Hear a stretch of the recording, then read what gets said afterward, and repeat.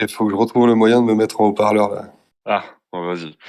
Bon, ben, en attendant qu'Antoine, du coup, se mette en haut-parleur, je vous souhaite à tous la bienvenue donc pour cette grande FAQ en présence d'Antoine Diers, donc euh, qui est responsable, enfin qui est un des responsables, directeur adjoint de la stratégie d'Éric Zemmour dans le parti Reconquête, qui est également son porte-parole. Du coup, dans un premier temps, vous allez avoir le lien dans le salon là qu'on a mis en place pour la soirée, le salon Textuel Conférence, où vous pourrez interagir, poser vos questions, si on a le temps, on les posera. Et puis également retrouver tous les liens qu'on fournira durant la soirée.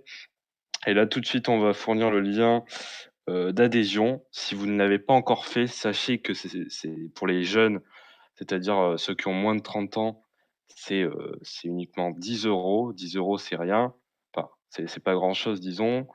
Et comme ça, vous pourrez militer activement ou pas, hein, vous avez le choix. Mais voilà, vous avez le lien d'adhésion là dans le salon Textuel Conférence. Merci à Kylian qui vient de le poster.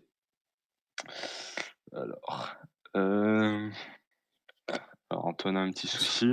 C'est encore en train de Euh, monter tranquillement. Hein. ah oui, 200 personnes. 200 personnes. Voilà. Tu vois que c'est pas limité le canal. Ah ouais. Ouais, il faut savoir que en une semaine, nous avons atteint les 60 000 adhérents, hein. C'est ce qui est énorme. Corsi, attends. Ouais. Antoine n'arrive pas à se mettre en C'est haut. bon, Ah, parfait. c'est bon. Nickel. Nickel, Ouais. nickel. Bon, on vous explique également que vous pourrez donc vous allez poser vos questions oralement si vous le souhaitez, hein. On va privilégier ça dans un premier temps. On va commencer avec ça. Dernièrement, sachez que vendredi soir, même heure, 21h, Samuel Lafont, qui est le responsable de la communication d'Éric Zemmour, interviendra aussi, cette fois sous forme de conférence, sur le Discord. Il vous parlera de la mobilisation, dans tous les domaines, sur les réseaux sociaux comme sur le terrain. Parce que comme vous le savez, les actions sont très importantes de partout et c'est ce qui fait notre force, depuis maintenant plusieurs mois. Bon, alors du coup, afficher les demandes. Donc ceux qui veulent poser leurs questions là peuvent, faire leurs demandes dès maintenant, en faisant une demande de prise de parole. Antoine, c'est bon pour toi? On peut, Ouais, ouais, tout fonctionne. OK, bon, bah, parfait. C'est un Bon, outil nouveau pour moi, mais vous voyez, je suis adapté. oui, merci de Merci déjà pour d'avoir l'invitation, c'est top. accepté. Merci. Donc Alors là, du nous sommes 220. Ouais, ce qui est énorme, hein. Je pense Ouais, que c'est la 220, c'est première pas mal. fois, ouais. Et ça monte encore. Ouais, alors bon, on a déjà plusieurs personnes qui veulent poser des questions. Du coup, on va prendre Uluprit, si je me trompe pas. Alors, on va t'inviter à parler. Oui, allô? Oui, bonsoir Uluprit. Ouais, bonsoir. Bonsoir, bonsoir tout le monde. Bonsoir Monsieur Diers. Je voulais juste vous poser une question. C'est pour ça que j'ai été invité à parler d'ailleurs. Et en fait, je me demandais à quoi vous vous fiez. Est-ce que vous fiez quelque part au sondage par rapport à la stratégie électorale ou ça marche comment ça pour vous? Alors, déjà, je vais inviter tout le monde à me tutoyer, à m'appeler Antoine, ça va être plus simple que du monsieur Diers. Je suis vieux pour vous, Ok. mais quand même pas si vieux que ça. J'aurai 33 ans dans quelques jours. On peut encore me tutoyer. À quoi je me fie? Moi, j'avoue que je me fie pas beaucoup au sondage.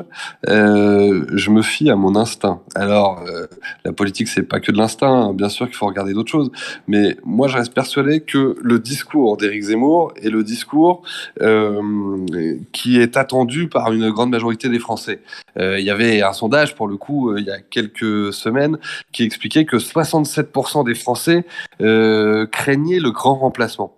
Et donc, à partir de là, je pense qu'on a raison dans les idées qu'on défend, sur celle-ci et sur beaucoup d'autres.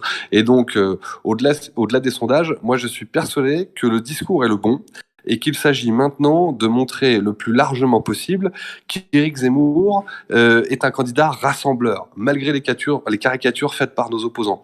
Qu'Éric Zemmour est sympathique, drôle, je le répète souvent à chaque fois que j'ai l'occasion d'aller sur un plateau ou un truc comme ça. Éric Zemmour, c'est pas l'homme que ses opposants décrivent, au contraire.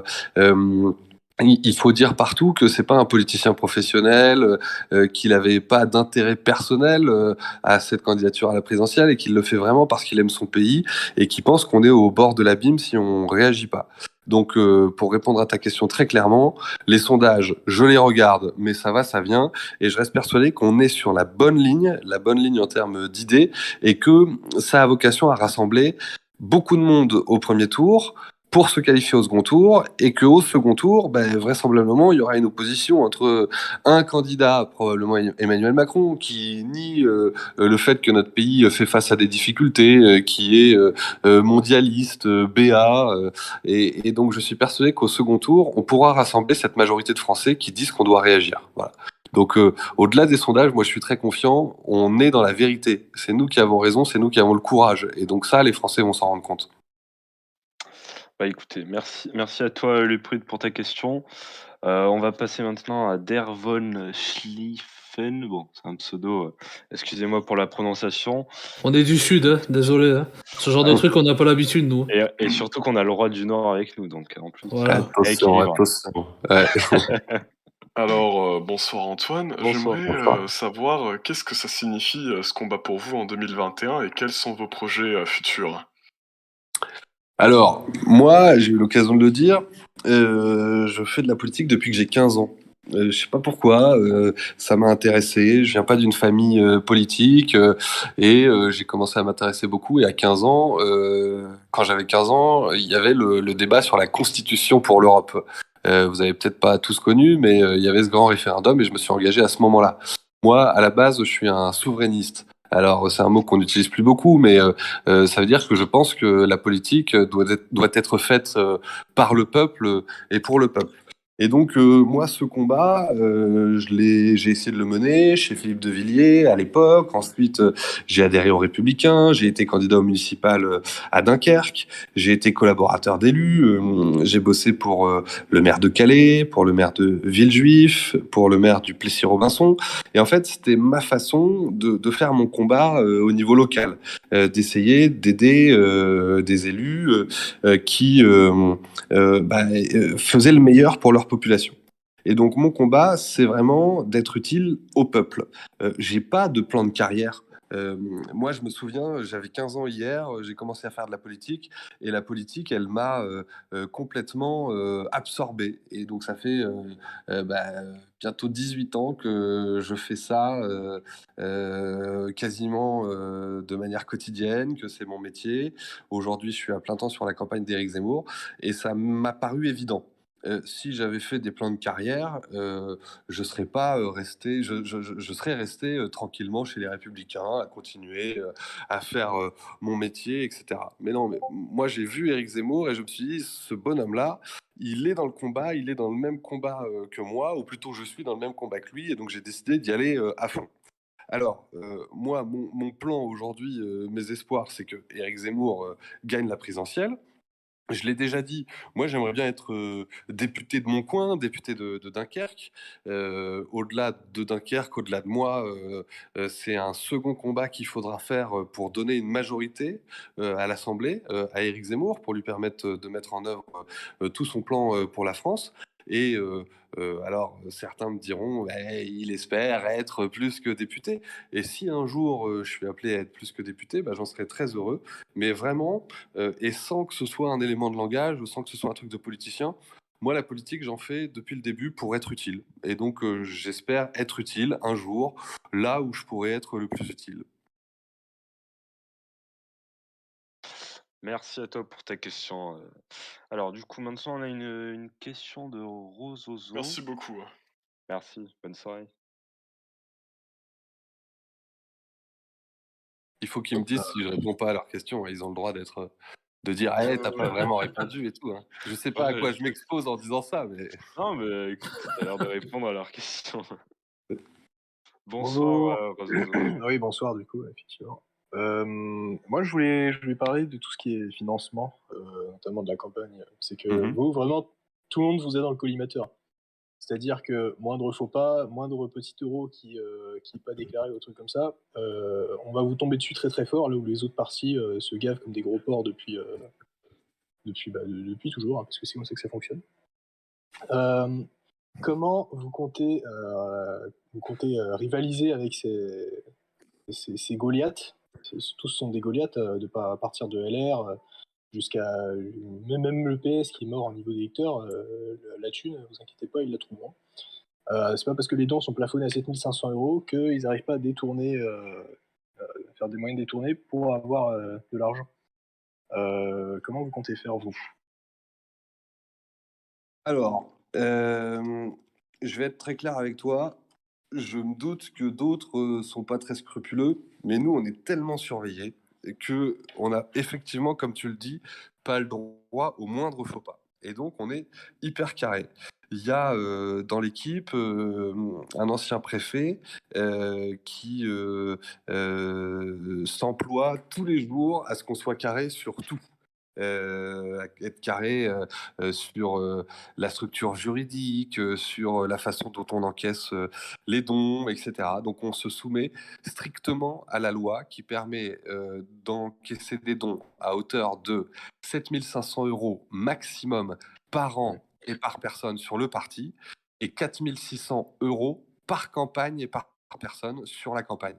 Et donc là-dessus, c'est déjà des belles sommes, faut en être conscient, mais on respecte ça scrupuleusement.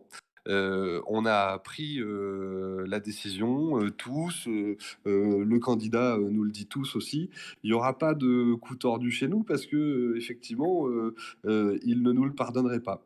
Donc chez nous, tout est absolument carré. Et les Français sont généreux. On a reçu beaucoup de dons. Éric Zemmour a reçu beaucoup de dons qui permettent d'envisager une campagne correcte. Mais c'est sûr qu'on ne fera pas une campagne de richoux, on ne fera pas une campagne de dingue en termes de dépenses d'argent, ne serait-ce parce que les Français apprécieraient pas ça. Donc nos réunions sont dans des grands endroits parce qu'on est beaucoup, mais on fait pas des réunions particulièrement luxueuses, hein, on met pas de la moquette partout à Villepinte, on reste raisonnable sur la scène, l'éclairage, etc.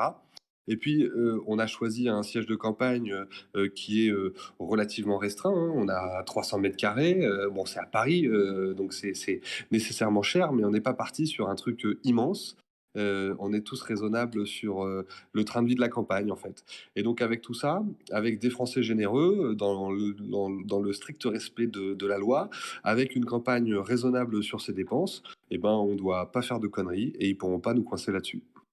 Et vous pensez que vous arriverez à entrer en compétition avec eux malgré ce handicap, j'ai envie de dire. En fait, c'est eux qui sont avantagés, c'est pas vous qui êtes handicapé, pour le coup, parce que tout le monde devrait s'en tenir aux règles. Vous pensez que vous arriverez vraiment à faire quelque chose qui tient la route par rapport à eux? Ouais, alors, moi je pense qu'on peut plus tellement tricher. Je vais te dire, à une époque c'était possible, je pense qu'aujourd'hui ça ne l'est plus. Et donc, même les autres, ils vont pas oser aller très loin. L'exemple de Sarko hein, et de sa campagne avec Big Malion, machin, etc., ça a tapé fort. Moi, je reste persuadé qu'à gauche, il faisait pire, hein, mais que c'est tombé dans les équipes de Sarko. Bon, mais je crois que tout le monde est calmé et donc tout le monde est correct là-dessus. En fait, je vais même te dire, je pense que notre électorat le comprendrait pas du tout. Et donc, c'est même pas notre intérêt au sens politique d'aller sur un truc un peu border, foireux, etc. Ah non, justement, moi je ne vous dis pas, c'est pas une incitation déviée pour enfreindre les règles, loin de là. C'est simplement, dans l'état actuel des choses, par exemple, les 7 500 euros de dons, pour les contourner, il y en a tout simplement qui achètent du matériel à hauteur de 10 000, 20 000, 30 000 euros et qui louent ce matériel à très faible coût pour compenser les dons. C'est des petites, c'est contourner les règles en fait, c'est faire des choses comme ça. Ils le font énormément. Et en fait, pour lutter contre ça, tout en restant dans les règles, bien sûr, sans inciter, moi j'ai l'impression que ça peut être un véritable énorme problème. Écoute, moi je pense qu'on a une force, c'est le nombre qu'on est. Donc la campagne qu'on va pouvoir faire sur le terrain, il n'y a aucun autre parti qui pourra la faire. On le voit quand on remplit Villepinte à 15 000 personnes. Enfin, il n'y a aucun autre candidat qui est en mesure de faire la moitié ou le quart de ça même. Donc je pense qu'on n'a pas besoin d'essayer d'abuser sur le sujet finance parce que on a de la ressource humaine, des militants qu'on va pouvoir mobiliser pour aller toquer à toutes les portes, etc. Donc Franchement, je pense pas que ce soit un handicap de respecter la loi. Peut-être que d'autres le feront pas, mais nous, on sera carré et on a d'autres atouts que ça. Ok, c'était une bonne réponse. Merci beaucoup. Merci. Merci, bonne soirée. À Antoine, vous aussi. on a juste une petite interrogation là enfin, d'un des membres qui s'appelle Tesla, qui demande s'il va y avoir des hologrammes de Zemmour. Ah, ah. Question intéressante. Alors, c'est une bonne question. Bon, je pense que ça a déjà été fait, donc c'est difficile de le refaire. En revanche, est-ce que on peut trouver des choses innovantes et les faire? Je crois que oui. Notre candidat, il a une immense capacité, et qu'il est tout à la fois ancré dans 1000 ans d'histoire française et tout à la fois extrêmement moderne. C'est lui qui maîtrise le mieux le jeu médiatique. On a une équipe Internet et vous-même, tous les militants Internet, parmi les plus actifs. Et donc, je pense qu'on va trouver une idée, pas des hologrammes, mais un truc au moins aussi moderne. J'avoue que le Discord et ces trucs-là, ce que vous faites, ça me paraît déjà assez moderne, assez top. Et donc, faut qu'on continue à innover comme ça et à regardiser les autres. Voilà. Donc, Ouais, je lance le débat. Hein. Si vous avez des idées innovantes, on y va et on les met en œuvre parce que notre candidat, il est tout à la fois historiquement français et tout à la fois historiquement moderne, moderne et pleinement ancré dans la réalité.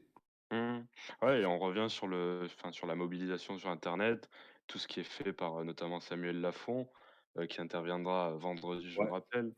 Donc, ouais, c'est sûr qu'il C'est un faut immense boulot de Samuel et de ses équipes. Vraiment, j'ai eu l'occasion de le dire à Villepinte, je le redis ce soir. Samuel et tous les militants engagés sur Internet, vous faites un boulot immense et vraiment, on ringardise les autres. Le seul autre qui a un peu de niveau, c'est Jean-Luc Mélenchon et ses équipes, mais je pense qu'on est au-dessus. Donc, ouais, franchement, chapeau à tous. non, clairement. Et ouais, on en profite pour féliciter tous ceux qui se mobilisent avec les hashtags, et cetera.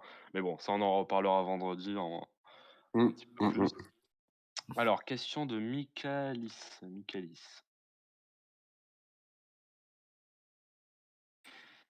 Et Calis, on t'a envoyé du coup une invitation, faut que tu recliques dessus pour que tu puisses prendre la parole. Voilà. Bonsoir. Bonsoir. C'est Bonsoir. bon? J'avais deux questions. Une sur la discipline.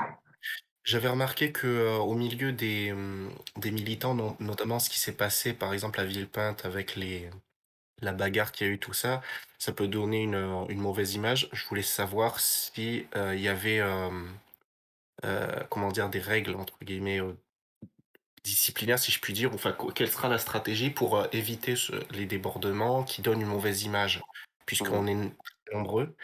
Et la deuxième question est assez importante, mais si je peux la poser après. Alors, je te réponds sur la première. Oui. Première chose, effectivement, alors, revenons dans l'ordre des choses. Le premier truc intolérable, c'est que des militants de SOS Racisme, des opposants, viennent nous provoquer dans notre propre meeting. Ça, c'est intolérable.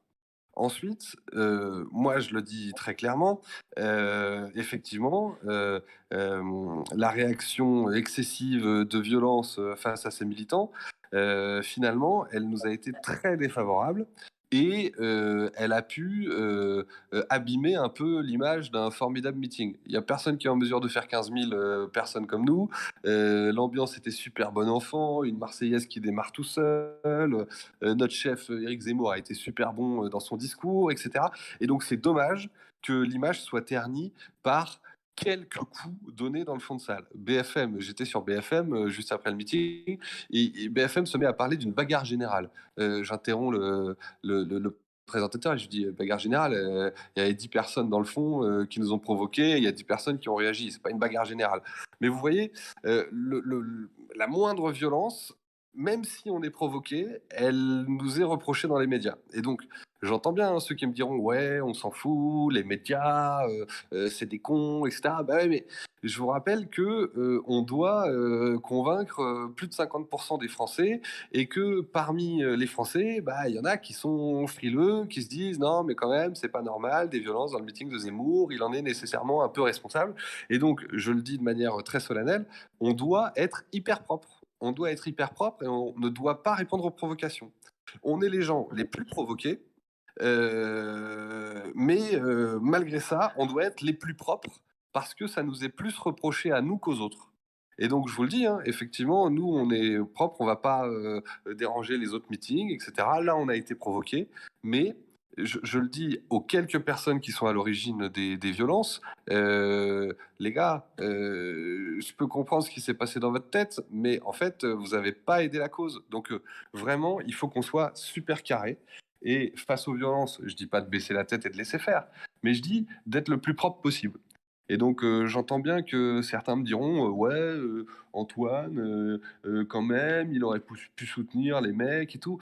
Ben non non parce que on voit que ça a fait du dégât et ça a un peu abîmé l'image du meeting. Mais je le redis, c'est bien une provocation qu'on a subie et qui est à l'origine de ça. Et donc pour les prochaines fois, tâchons de gérer au mieux les provocations et je vous le dis, notre service d'ordre est bon. Alors, il y en a beaucoup qui ont critiqué le service d'ordre, mais le service d'ordre est bon et il y a beaucoup de bonhommes qui ont été repoussés à l'entrée du meeting, des gauchistes qui étaient venus nous provoquer. Il y a un certain nombre d'objets pouvant servir d'armes, voire même des objets plus dangereux que ça, qui ont été arrêtés par notre service d'ordre. Mais bon, pour que les papis et les mamies aient encore envie de venir au meeting de Zemmour, il faut absolument que les prochaines fois, ce soit calme, complètement calme, et qu'on ne réagisse pas aux violences, parce que sinon, c'est eux qui gagnent. Voilà. Vous voyez ma position équilibrée, modérée. Certains me diront, ouais, Antoine, il est pas courageux, etc. Non, c'est pas ça. C'est vraiment que on nous provoque pour qu'on réagisse et qu'on puisse nous faire passer pour des gens violents. Donc, faisons attention à ça. Je peux poser en 2 secondes la Ouais, question? Ouais, vas-y. ouais, vas-y. Alors ça, c'est un peu plus entre guillemets «délicat». J'ai rencontré, monsieur Zemmour, lors d'un meeting, privé, on va le dire comme ça et en T'avais fait, meeting on a privé avec Éric Zemmour, toi, t'as de la chance. pas un meeting, une rencontre privée, un militant, Joli. heu, à Marseille et ce qu'il y a, c'est enfin, donc on avait, discuté de la stratégie de campagne. Je lui avais proposé de lui envoyer, un mail avec des résumés de stratégie et cetera. Parce que je suis relativement nouveau militant et ça fait à peu près 1 mois déjà à ce moment-là que je cherchais à rentrer, en contact avec simplement les responsables ou les équipes de campagne ou n'importe quoi. Monsieur Zemmour a apprécié mes idées de ce qu'il m'a dit. Et il m'avait invité de lui envoyer donc le mail. Le problème, c'est que depuis, la croisée des chemins avait il y avait plus le mail et tout ça et je cherche à m'adresser à tout le monde, en fait, je sais pas qui m'adresser, tout ça. J'ai tout essayé, donc en fait, il ne reste que toi, en fait, Antoine Délix, quasiment, à qui j'ai pas contacté. Écoute, envoie-moi tes éléments sur mes différents réseaux. Je regarde à peu près tout. Tu me rappelles qu'on s'est parlé sur Discord. C'est quoi ton... Ah oui, t'as donné un pseudo? C'est Jemilo sur Facebook. Je Ok. t'enverrai un message si c'est Tu, bon. tu Voilà me et renvoies pour le ça? reste, Ouais. il y aura pas mal, je pense, d'éléments qui seront, vraiment intéressants à aborder. Voilà, je vais cesser de monopoliser le temps de parole. Je regarde ça avec attention. Alors après, on reçoit plein de messages. On essaye de répondre à tout le monde, mais c'est vrai qu'on est un peu débordé et que la campagne exige qu'on soit à fond aussi sur d'autres sujets, mais je regarderai avec Et attention. ce sera pour transmettre parce qu'il y en a une part donc pour monsieur Zemmour lui-même et le Bon. reste aussi donc pour l'équipe de campagne, sur certaines notes que j'ai en tant que militant, j'ai envie de dire de relativement récent, mais surtout aussi d'autres remarques de stratégie ou qui d'ailleurs j'étais content de voir qu'elles ont été plus ou moins reprises à Villepinte sans concerter avec moi. Je veux dire par là que c'était des remarques Hmm. qui étaient, j'étais content. Voilà. Ok, Merci. top. Merci à toi. Merci à toi, Vicalis. Bonne soirée. Du coup, Alors, Merdo, Ouais. Le suivant. Alors j'espère que ça va mieux marcher que lors de la FAQ d'il y a quelques jours. Donc Mardao, là, je t'ai envoyé une invitation pour parler. Il est en train de regarder Macron à la télé, il a oublié qu'il était là. Ouais, sûrement. Ouais. Mardao, t'as encore 3 secondes. 2, 1, trop tard. Suivant, Jean Moulin. Jean Moulin. Jean Moulin, je t'ai envoyé une invitation. Voilà, parfait. Salut. Bonsoir Jean Salut à Moulin. Salut, Jean Moulin. tous. Salut Antoine. Salut. Donc moi c'est Joseph de Saint-Étienne. La question que j'avais, c'est surtout une inquiétude. Je m'inquiétais beaucoup par rapport aux signatures. Je voulais savoir quelle réaction on devait avoir si on se retrouvait face à un déni de démocratie et qu'on n'arrive pas du coup à rassembler les signatures. Est-ce qu'il est envisagé, je sais pas, de faire des manifestations par exemple pacifiques pour essayer de réclamer un respect de la démocratie? Alors, tu as entièrement raison, c'est un gros sujet, les parrainages. Moi, j'imagine pas que Éric Zemmour ne puisse pas être candidat. Il y a des millions de Français qui le soutiennent. Je pense que ce sera dur, mais que nécessairement, à la fin, on doit les avoir. On fait un gros effort. Éric va écrire à l'ensemble des maires en leur disant une chose, en leur disant que parrainer un candidat à la présidentielle, c'est pas nécessairement partager l'ensemble de ses idées, mais c'est reconnaître qu'il participe au débat démocratique, que un certain nombre de Français le soutiennent, que c'est pas une candidature fantaisiste, etc. Donc avec tout ça, on doit réussir à convaincre les maires qui nous manquent. On a jusqu'à la fin du mois de janvier. Les documents du Conseil constitutionnel seront envoyés à la fin du mois de janvier à chaque maire pour qu'il parraine. Si à la fin du mois de janvier, on n'a pas 500 promesses minimum, effectivement, il faudra qu'on envisage une action un peu plus forte. Est-ce que ce sera un appel aux militants à se réunir devant les places de mairie pour inciter leur maire à donner les parrainages? Ça peut être une idée. Allez devant les mairies de vos villes, de vos villages. Dites à votre maire que vous lui demandez pas de partager les idées d'Éric Zemmour, mais que vous lui demandez d'éviter un accident démocratique qui serait intolérable. Voilà. Moi, je te dis, je suis un bonhomme raisonnable. Je n'imagine pas qu'on ne les ait pas. Mais ça va demander beaucoup de boulot, et beaucoup de boulot pour convaincre les maires d'avoir le courage de parrainer Éric Zemmour. Le courage, pourquoi? Parce qu'ils reçoivent des pressions.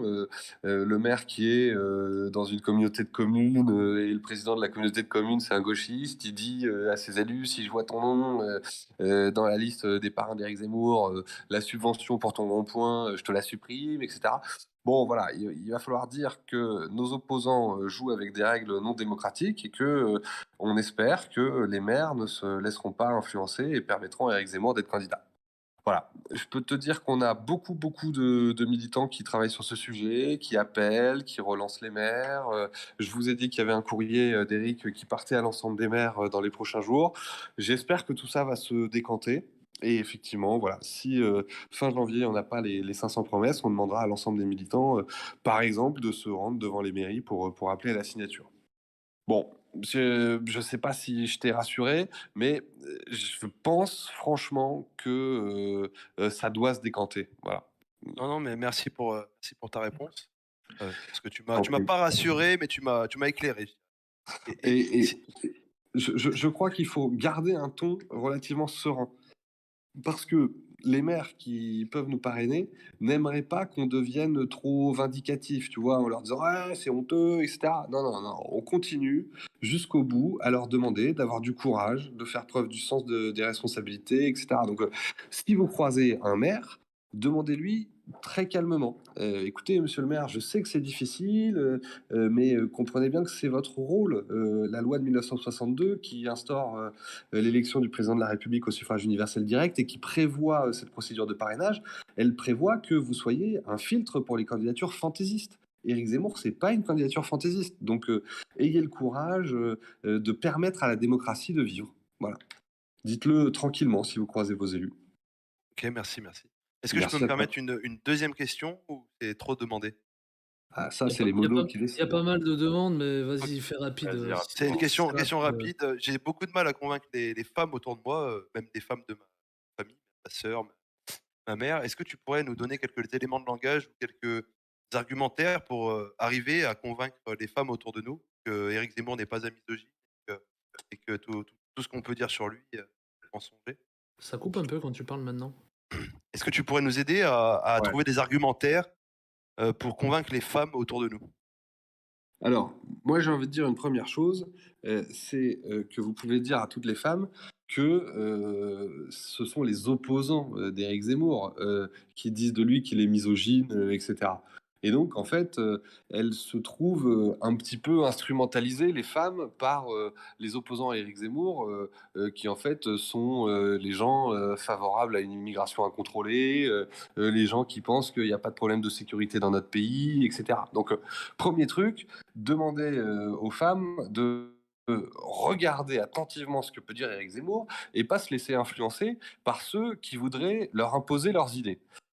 Donc ça, c'est le premier aspect. Mesdames, pensez par vous-même, écoutez Éric Zemmour.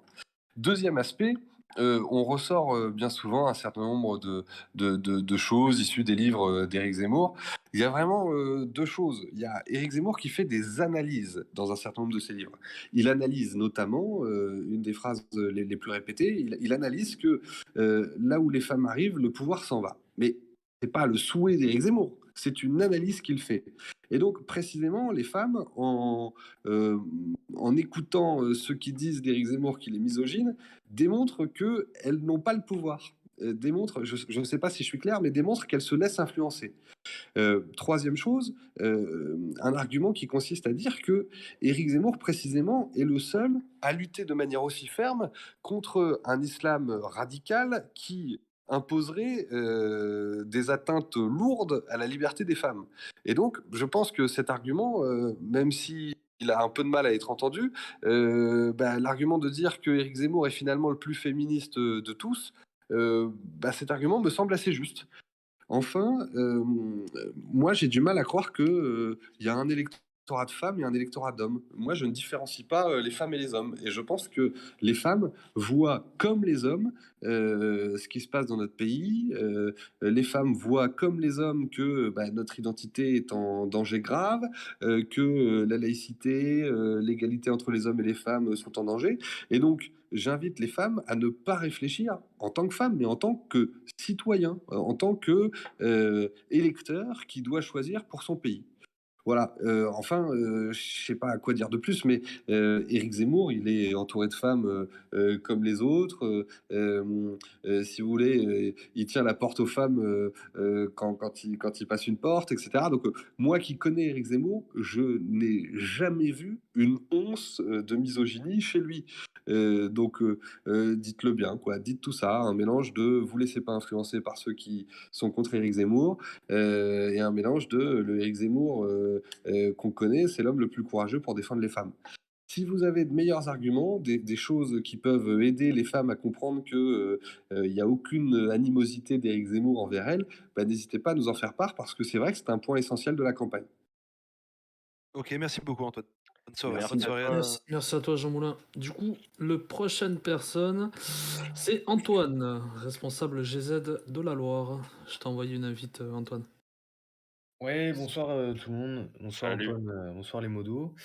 Oui, alors ma question, c'était une question d'organisation. Donc, c'est pour savoir, du coup, concernant le mouvement Génération Zemmour, le mouvement Amis d'Éric Zemmour, comment ça se passe?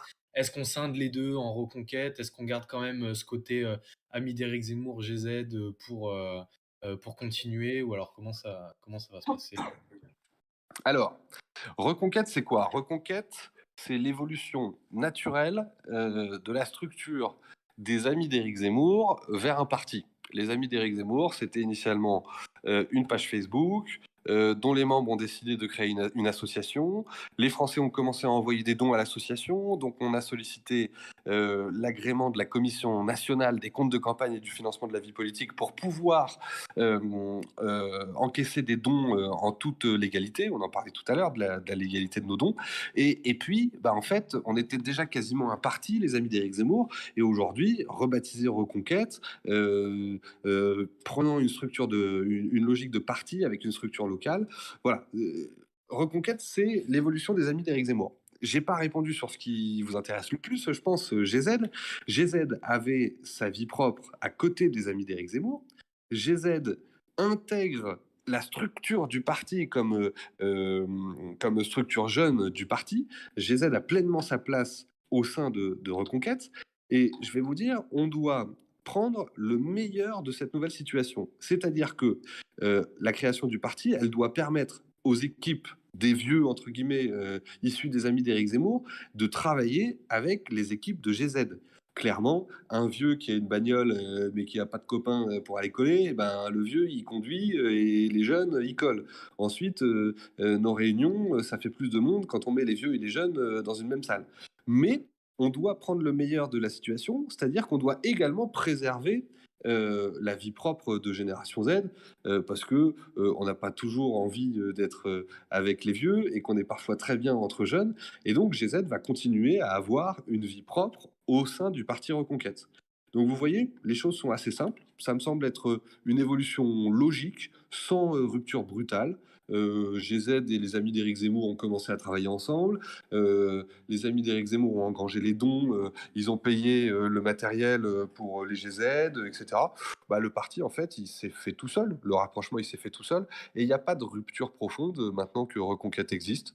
Les jeunes travaillent avec les vieux tout en préservant une forme d'indépendance au sein du mouvement et indépendance également dans leur mode d'action.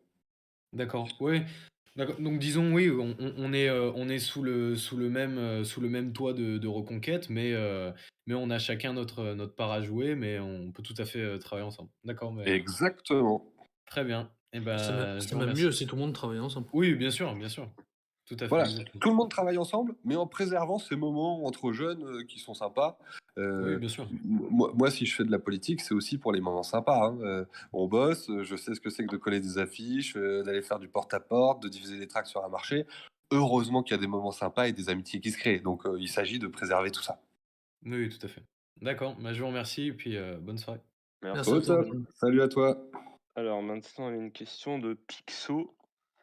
Pixo.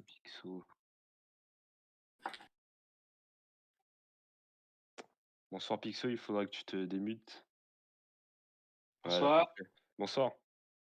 Alors, j'ai une question qui recouvre un petit peu celles qui ont été déjà posées, mais est-ce que vous avez encore est-ce que tu as encore des idées à revendre pour la campagne d'Éric Zemmour? Parce que là, pour l'instant, elle me semble un peu classique et un petit peu sage, il me semble. Ah! Alors, il y a un programme important, lourd, construit, réfléchi en termes de financement, avec des propositions innovantes qui arrivent. Ce programme, il est déjà prêt, déjà validé par Eric, il y a des experts qui ont travaillé là-dessus. Et donc, en termes d'idées, il y aura des idées neuves. Ensuite, tu me dis, il a l'air un petit peu sage, etc. Alors, c'est tout l'enjeu de notre campagne, c'est qu'on a un candidat pépite. C'est une pépite. Éric Zemmour, c'est un truc qui laisse pas indifférent. Les gens le suivent depuis des années. Les gens l'aiment pour son courage, pour la clarté de ses prises de position, etc.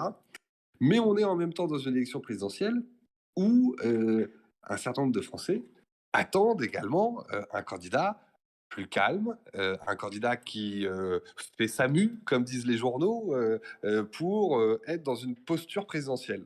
Et ben tu vois, c'est tout le défi de la campagne. C'est réussir à préserver l'originalité, le courage, je vais même dire la radicalité du candidat, tout en lui permettant de parler à un grand nombre de Français qui doivent se dire Éric Zemmour fera un bon président, Janine, hein, tu l'as vu, il est bien habillé, bien responsable, etc.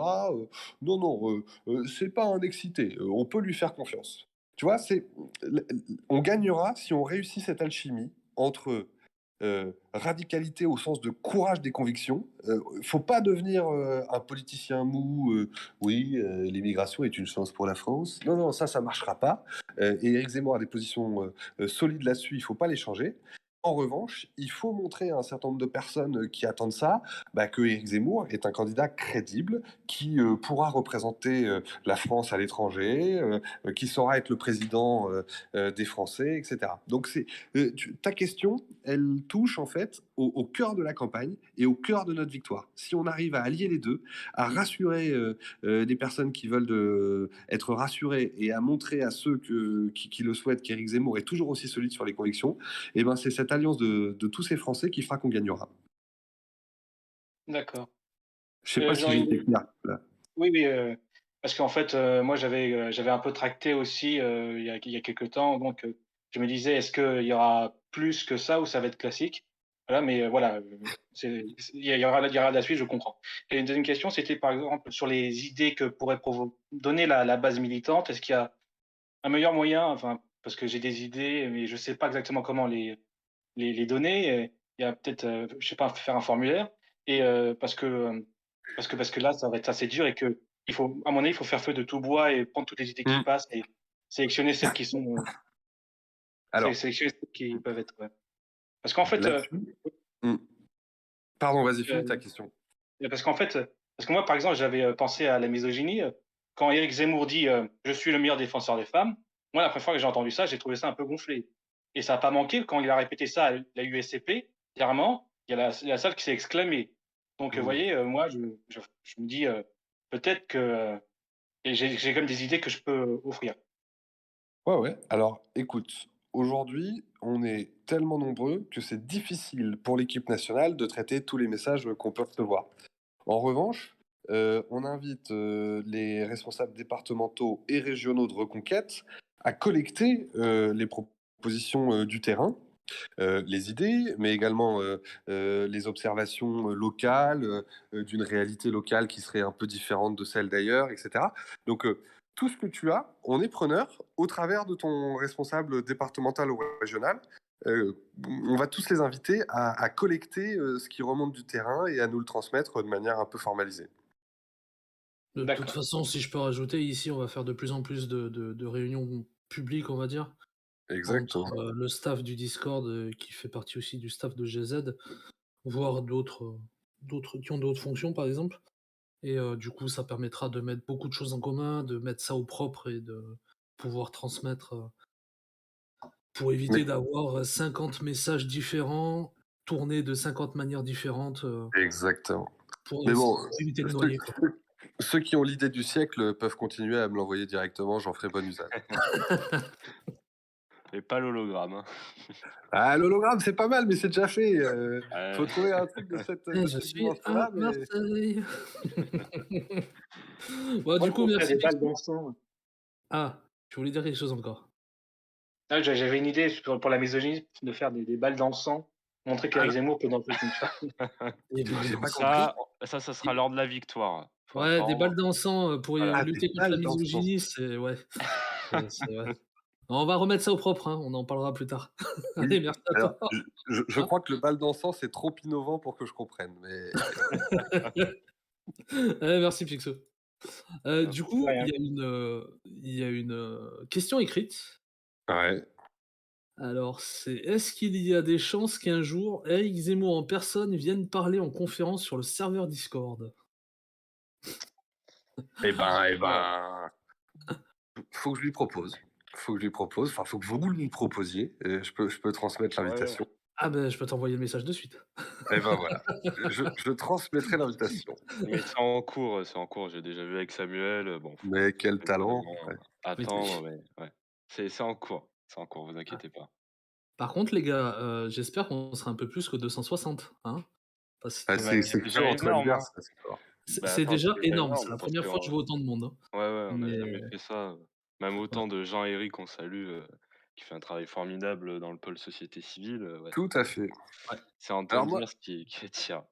Moi, j'imagine une salle de 260 personnes là devant moi. Et vous voyez là, je me dis, je vais monter au micro là et je vais les enflammer.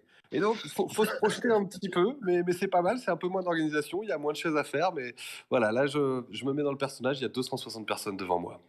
Ah bah, c'est excellent. Ok. Alors, on a Hiroyeto qui a une question, du coup, je vais te démute.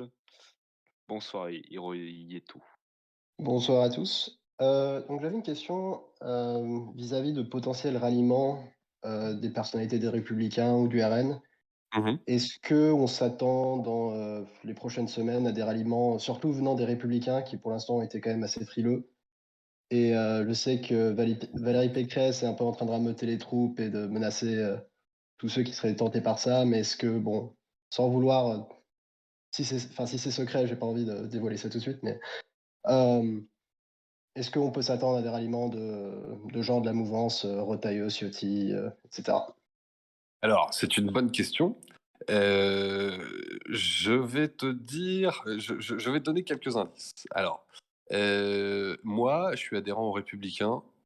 J'ai des contacts quotidiens avec pas mal de Républicains, pas les grands cadres, hein, mais des militants, des élus, etc., qui regardent notre campagne. Ils regardent notre campagne et ils me disent Antoine, tu dois t'éclater. C'est ce qu'on pense tous, mais qu'on n'ose jamais dire. Continuez. Si vous êtes toujours devant Pécresse en février, mars, que c'est vous qui avez le plus de chances de gagner, eh ben, je basculerai à ce moment-là. Donc vous voyez, j'ai le plus grand respect pour eux. Je regrette qu'ils aient pas un tout petit peu plus de courage pour venir dès maintenant, mais n'insultons pas l'avenir. Il y a beaucoup de monde chez les Républicains qui nous regardent et qui se disent bon bah ils ont raison. Il va falloir que je vienne, mais bon j'attends encore un peu, etc. Tout l'enjeu pour nous, c'est de faire une belle campagne, de montrer qu'on est solide et clairement de montrer que c'est Éric Zemmour qui peut gagner et face à Emmanuel Macron et que c'est pas Valérie Pécresse. J'en suis intimement persuadé. Pourquoi? Pourquoi? Parce que Valérie Pécresse, pour moi, cherche un électorat qui est en partie chez Emmanuel Macron. Je pense que son score actuel donné dans les sondages est un peu virtuel parce que l'électeur de centre droit, pourquoi il se dirait je vais plutôt voter Pécresse que Macron?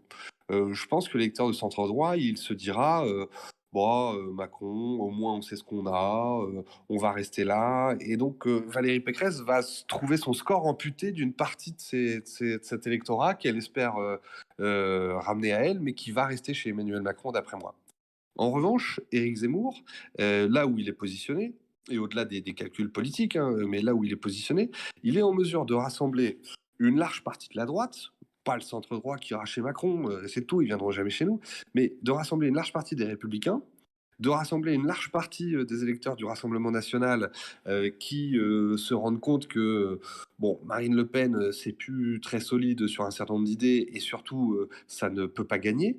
Et puis, Éric Zemmour, il a également une chance, enfin une capacité immense, c'est de faire venir à lui des abstentionnistes. Il y en a qui vont rigoler parce que j'ai déjà raconté l'anecdote, mais il y a quelques semaines sur la digue de Dunkerque, je me promène avec quelques amis et il y a un monsieur qui me tombe dessus et qui me dit ah vous êtes Antoine Diers? Oui, bonjour monsieur, j'ai repris ma carte, vous savez. Alors je lui dis vous avez repris votre carte de quoi là? Je comprends pas. Mais ma carte d'électeur, évidemment, pour voter Éric Zemmour. Ça faisait 20 ans que j'avais pas voté, mais là pour Éric Zemmour, je vais voter. Et donc, la franchise, la clarté du candidat va également amener un certain nombre d'abstentionnistes.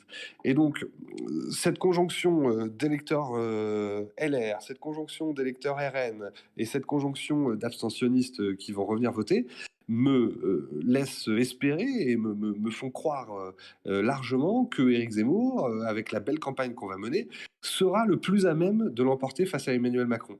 Et à ce moment-là, il y aura un effet vote utile. Il y aura des ralliements de tous ces gens qui veulent être du côté du gagnant et qui ont également des convictions, hein, bien entendu, et qui se diront bon, bah, Éric Zemmour il est en mesure de gagner, il faut qu'on vienne largement. Voilà, et donc ça veut dire quoi? Ça veut dire que il faut pas taper sur ceux qui nous ont pas encore rejoints. Ils ont moins de courage que nous, indéniablement. mais ils peuvent venir. Et donc ne tapons pas dessus, continuons à être ouverts et à faire une belle campagne et de leur dire, en février, mars, avril, bon, bah, vous voyez, on est là, on est en mesure d'être au second tour et on est en mesure de battre Emmanuel Macron, venez, c'est maintenant. Et je crois assez à ce scénario où les électeurs, les républicains, bah, vont se rendre compte que Valérie Pécresse, c'est pas franchement le rêve absolu et que, comme je vous le disais, ils pensent comme Éric Zemmour, ils pensent comme nous et donc ils viendront à ce moment-là. Ok, super, merci. Je t'en prie. Merci à toi, bonne soirée. Alors maintenant, une question de Climatiseur39. Excellent pseudo. Ouais. Pas l'habitude dans le Nord, mais... Ah, ça va, ça va. Bonsoir à tous. Bonsoir, Bonsoir. climatiseur. Donc, je me présente, je suis élève en terminale. Je suis l'actualité politique et beaucoup sur les médias, beaucoup sur Twitter aussi depuis, depuis un an. Même si j'ai un peu, enfin, je prends mon mal en patience quand j'entends la gauche qui déblate pas mal d'imbécilités bureaucratiques, etc. Mmh. Notamment quand j'entends Darmanin qui veut dissoudre les zouaves, mais pas les antifas qui commettent des actes tout aussi, même pire en fait que les zouaves. Enfin bref. Mmh. Et donc, moi je voulais juste revenir sur un point et un aspect important de la campagne de Éric Zemmour. C'était quand il dit qu'il veut renvoyer un grand nombre d'étrangers qui sont sur le sol français, qui soient sur le sol français de manière illégale ou légale, mais qui ne cotisent pas, donc qui ne travaillent pas et qui ne contribuent pas à la France. Heu, en fait, moi, c'est plus concernant les moyens que vous comptez utiliser parce qu'en fait, beaucoup parlent de guerre civile, en fait, qui pourrait, éclater et faut dire que quand on regarde l'actualité, hein, rien qu'à voir, je sais pas si vous avez tous suivi cette affaire où il y a eu, dans je sais plus quelle banlieue, des tirs de mortier, pour faire une embuscade à la police sous prétexte que la police, heu, vient interférer sur le territoire, justement de ces immigrés. Et donc, qu'est-ce que vous comptez faire? Vous comptez envoyer l'armée? Vous comptez, utiliser la police, enfin utiliser les services de police, la gendarmerie? Parce que moi j'avais vu un article disant que, l'armée c'était pas leur rôle du tout, d'intervenir là-dessus et ce serait plus aux gendarmes de le faire. Mais on sait très bien que les gendarmes aujourd'hui, n'ont plus, de pouvoir ou beaucoup moins qu'ils en avaient, d'un point de vue, autant juridique, que même physique, de se défendre. Donc, qu'est-ce que vous comptez faire justement pour résoudre ce gros problème en fait, Mmh. auquel s'oppose notre société si jamais, Éric Zemmour est élu? Mmh. Alors, c'est un vaste sujet, complexe, sur lequel il est important d'avoir les bons mots et d'avoir les bonnes propositions pour rassurer tout le monde. Enfin, rassurer tout le monde, rassurer les Français. Soyons clairs sur une chose. Quand on parle des étrangers, il y a un certain nombre de personnes qui vont répondre oui, non, mais c'est pas parce qu'il est issu de l'immigration, etc. Non, non, on parle bien de ceux qui n'ont pas la nationalité française. Donc, déjà, ceux qui sont immigrés mais qui ont la nationalité française, qui n'ont pas d'autre nationalité, ne sont pas concernés. On parle ensuite de ceux qui ont éventuellement la double nationalité. Quand on a une double nationalité, on est effectivement expulsable. On ne peut pas rendre quelqu'un apatride. En revanche, s'il a une double nationalité, il est expulsable vers l'autre pays dont il dispose la nationalité. Ensuite, ce qu'on décrit existe dans quasiment tous les autres pays du monde. Il n'y a que en France où un clandestin, quelqu'un qui séjourne sur le territoire national sans y avoir été autorisé, peut rester ici sans subir de procédure d'expulsion. C'est dû à quoi? C'est pas tendu au manque de moyens policiers qu'à une justice qui a pris le pouvoir. Je m'explique. Aujourd'hui, il y a plusieurs procédures pour être présent sur le territoire français. La première procédure, la plus légitime, c'est le droit d'asile. Le droit d'asile, c'est historiquement que la France offre l'asile sur son territoire à tous les étrangers dont la vie est en danger dans leur pays, mais dont la vie est en danger pour des raisons légitimes et exceptionnelles. C'est-à-dire que ce sont soit de grands artistes qui déplaisent au pouvoir local, soit de courageux militants de la liberté qui déplaisent au pouvoir local.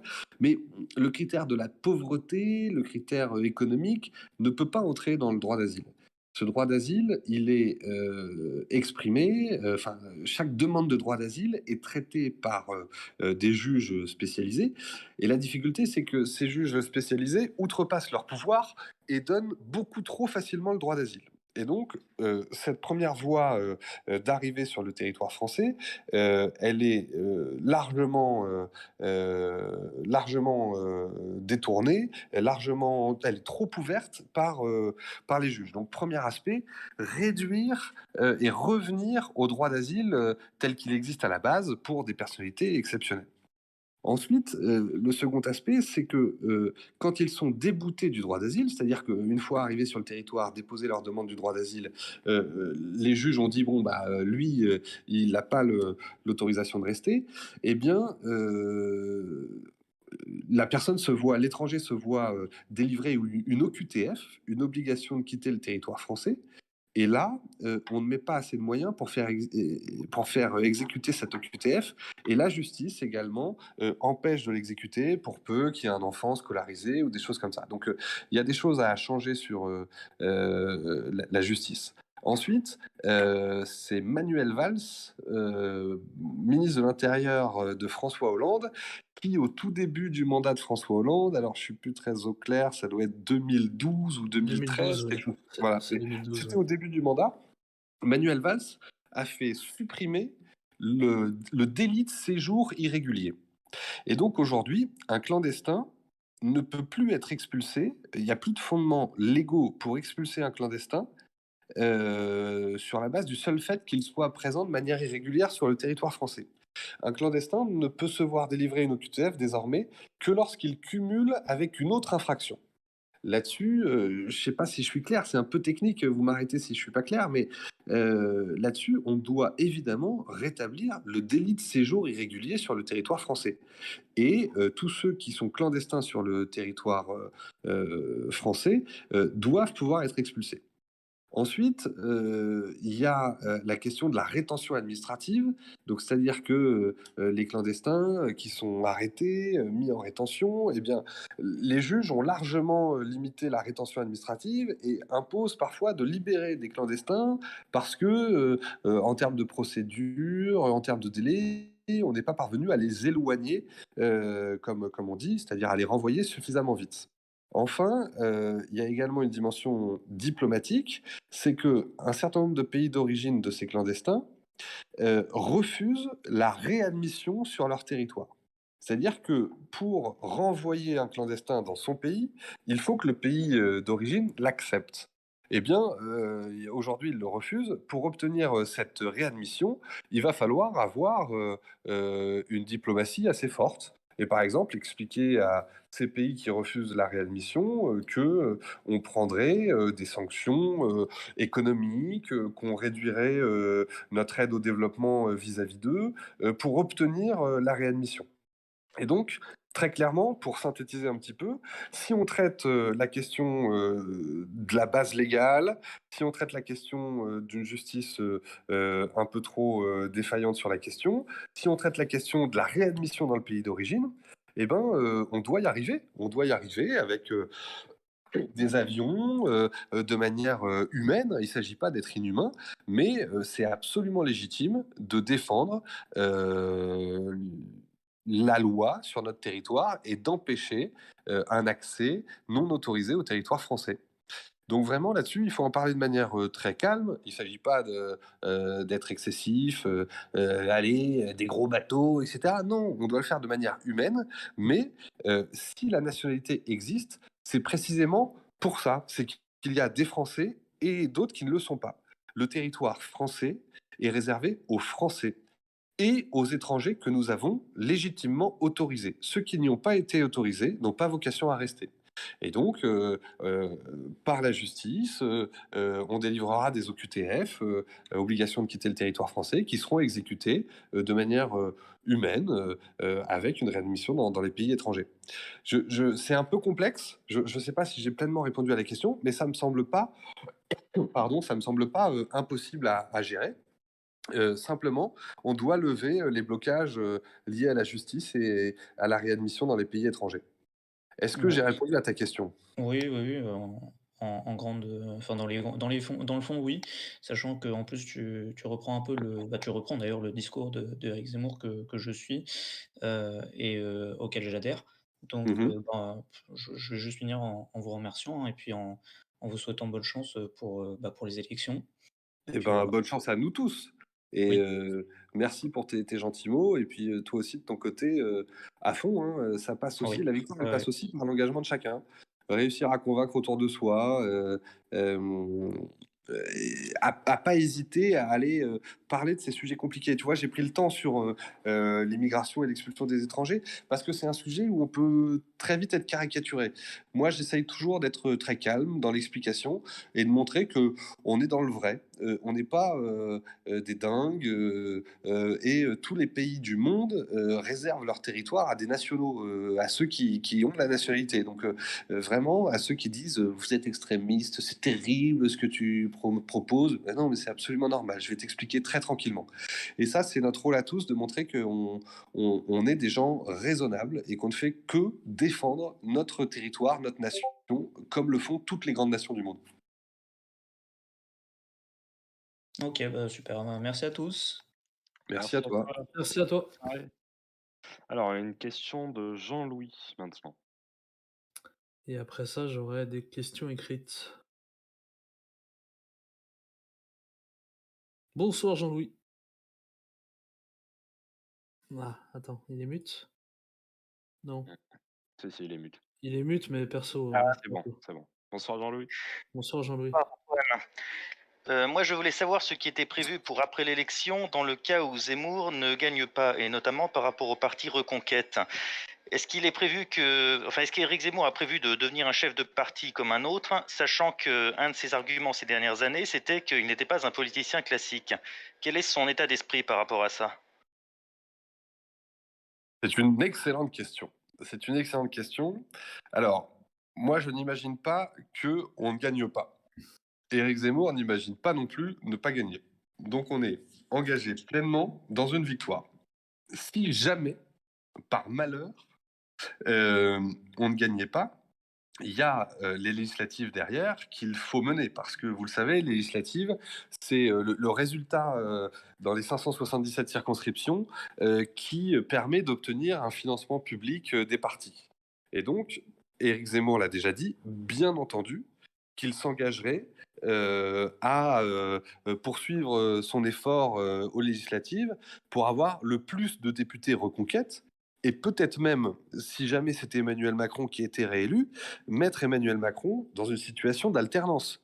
Que je vous rappelle que les députés LREM, c'est un paquet de chèvres élus sur un malentendu en France, que si par malheur Emmanuel Macron était réélu au niveau national, c'est pas dit que les chèvres qui servent de députés, dans un certain, de députés LREM dans un certain nombre de circonscriptions parviennent à être réélus. Et donc, le combat des législatives, derrière, il est tout aussi important que le combat de la présidentielle. Ensuite, Reconquête, je pense très sincèrement que si Emmanuel Macron devait être réélu, Reconquête serait la maison commune de la droite et que l'union des droites se ferait peut-être même encore plus en cas de réélection d'Emmanuel Macron. Je m'explique. Si Emmanuel Macron est réélu, vous avez manifestement la moitié du parti LR qui part chez Macron. Donc le parti LR se retrouve explosé et il reste l'autre moitié de patriotes sincères et courageux qui pensent comme nous, qui viendront chez Reconquête. Ensuite, du côté du RN, si Marine Le Pen perd une nouvelle fois, je pense qu'elle aura du mal à se tenir à la tête, à se maintenir à la tête du Rassemblement national. Et vous savez que le Rassemblement national, c'est pas vraiment un parti comme les autres, c'est une PME familiale. Est-ce qu'on peut imaginer que Marine Le Pen passe la main, qu'il y ait une transition démocratique au sein du RN? J'y crois pas beaucoup. Et donc je pense que le RN, en cas de défaite de Marine Le Pen, explose également. Et donc, dans cette explosion des LR et des RN, il reste pour les législatives Reconquête. Et si Reconquête donne un certain nombre d'investitures à des LR patriotes et sincères, si elle donne également un certain nombre d'investitures à des comment je vais dire, à des pardon, des RN. militants et des élus sincères du RN, eh bien, nous allons faire l'union des droites et créer finalement un grand parti très large de droite, recréer le RPR, comme dit Éric Zemmour. Et donc, si on gagnait pas cette fois-là, Reconquête serait un outil formidable pour gagner la fois d'après, pour gagner un maximum de députés, pour gagner les européennes, etc., et pour s'implanter. Donc, en synthèse, je pense qu'on va gagner. Si jamais par malheur on ne gagnait pas, Reconquête sera un outil formidable pour l'avenir. Et Éric Zemmour l'a dit, il s'engage sur les législatives et il s'engage également sur la suite. Éric Zemmour, aujourd'hui, il met tout son cœur et tout son corps, toute sa personne dans la bataille. Et donc, il gagnera la présidentielle. Et si jamais il ne la gagne pas, je suis persuadé qu'il fera tout le nécessaire pour que Reconquête soit forte et qu'on puisse préparer l'avenir. Merci beaucoup, Antoine. Je t'en prie. Merci, bonne soirée, Jean-Louis. Bonne Du coup, soirée. j'aurais une question. Enfin, j'ai sélectionné plusieurs questions écrites, hein. Mais alors, déjà, est-ce qu'Éric Zemmour va s'attaquer au dossier de l'hôpital? Si oui, comment? À l'hôpital public, je pense. Alors, l'hôpital public, c'est pas un sujet que je maîtrise parfaitement, hein, on a tous nos limites, mais clairement, Éric Zemmour a pu le dire, il y a un certain nombre de professions de la fonction publique qui sont trop peu reconnues, mal payées, etc. L'hôpital public, c'est un immense gâchis. Il y a une personne dans l'administration pour un soignant, donc il y a une restructuration profonde à faire. Et puis, l'hôpital public, aujourd'hui, dans beaucoup d'endroits, il est saturé par les étrangers qu'on accueille à tour de bras. Et il y a même une immigration pour bénéficier de nos services de santé. Donc, une fois qu'on paye mieux les soignants, une fois qu'on limite la saturation par les étrangers, une fois qu'on rationalise la bureaucratisation des hôpitaux, on doit se retrouver avec un système de santé qui fonctionne mieux. Rappelons-nous tous que on est parmi les pays qui avons le taux le plus important de dépenses de santé, quoi, le montant le plus important dans nos dépenses de santé. On n'a pas le meilleur service. Ça tient encore bien grâce au dévouement d'un grand nombre de soignants, mais les gens, ils sont humains, à un moment, ça va plus tenir, quoi. Donc il est urgent de faire la réforme de l'hôpital sur ces 3 aspects que je viens de décrire, revaloriser les traitements des soignants, rationaliser le fonctionnement de l'hôpital et mettre fin à la saturation liée au nombre de soins offerts aux étrangers. Ok, bah merci. Je pense que personne qui a posé la question sera très contente.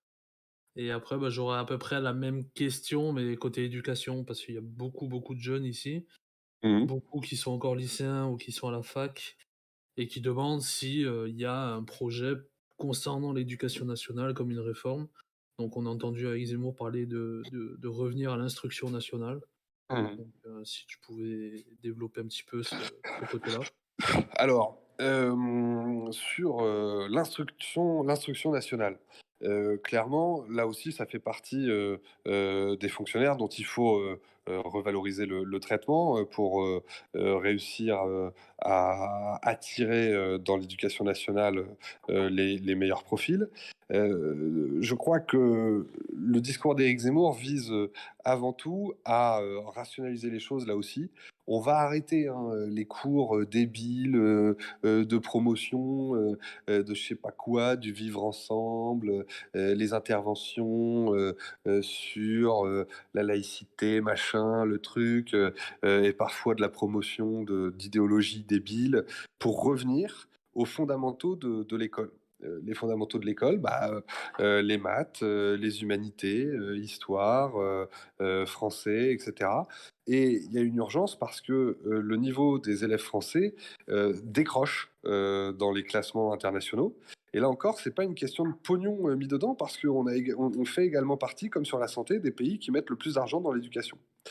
Moi, je suis persuadé que une classe, c'est pas une question de nombre d'élèves dans la classe.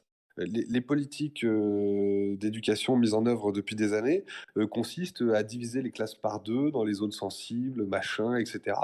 Et quand on divise les classes par deux en banlieue, on ferme des classes dans la ruralité. Donc, non, moi je pense que c'est pas une question de nombre d'enfants dans la classe, c'est une question d'autorité de l'enseignant. Alors, on se souvient tous de ces enseignants qui étaient de bons enseignants, qui avaient de l'autorité, qui tenaient une classe de 30, 35. Et on se souvient également tous des enseignants qui n'en avaient pas et dont le cours se transformait en une espèce de volière où il se passait n'importe quoi. Je crois qu'il va falloir restaurer l'autorité au sein des classes. Et ça va passer par un rôle accru des directions d'établissement, avec des sanctions beaucoup plus fermes contre ceux qui viennent mettre le bazar en classe. De la même manière, là, je ne sais pas ce que pense le candidat, mais moi, je crois que des classes de niveau ne seraient pas une mauvaise chose.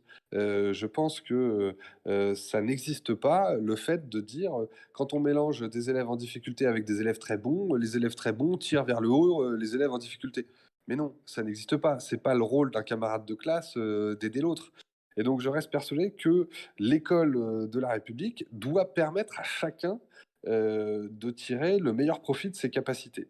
Et donc, je crois qu'on doit pouvoir faire des classes de niveau, des classes pour les meilleurs, les plus brillants, parce que les plus brillants, quand ils sont issus de familles aisées, ils vont dans le privé, ils font les meilleures écoles, et quand ils ne sont pas issus de familles aisées, l'école publique leur propose rien de spécifique pour eux pour tirer le meilleur parti de leur capacité. Donc, je crois que c'est une responsabilité de l'école publique de proposer des classes pour les meilleurs.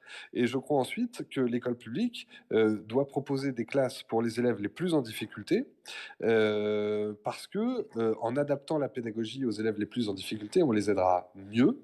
Et enfin, il y a une dimension dans tout ça, c'est préparer à la professionnalisation et préparer tous ceux qui le souhaitent au métier manuel dans des filières qui ne soient pas des filières poubelles, qui ne soient pas des voies de garage. On manque aujourd'hui en France d'un certain nombre de profils. On est obligé de faire appel à des étrangers pour un certain nombre de choses, alors qu'il y a des Français qui pourraient parfaitement faire ces métiers.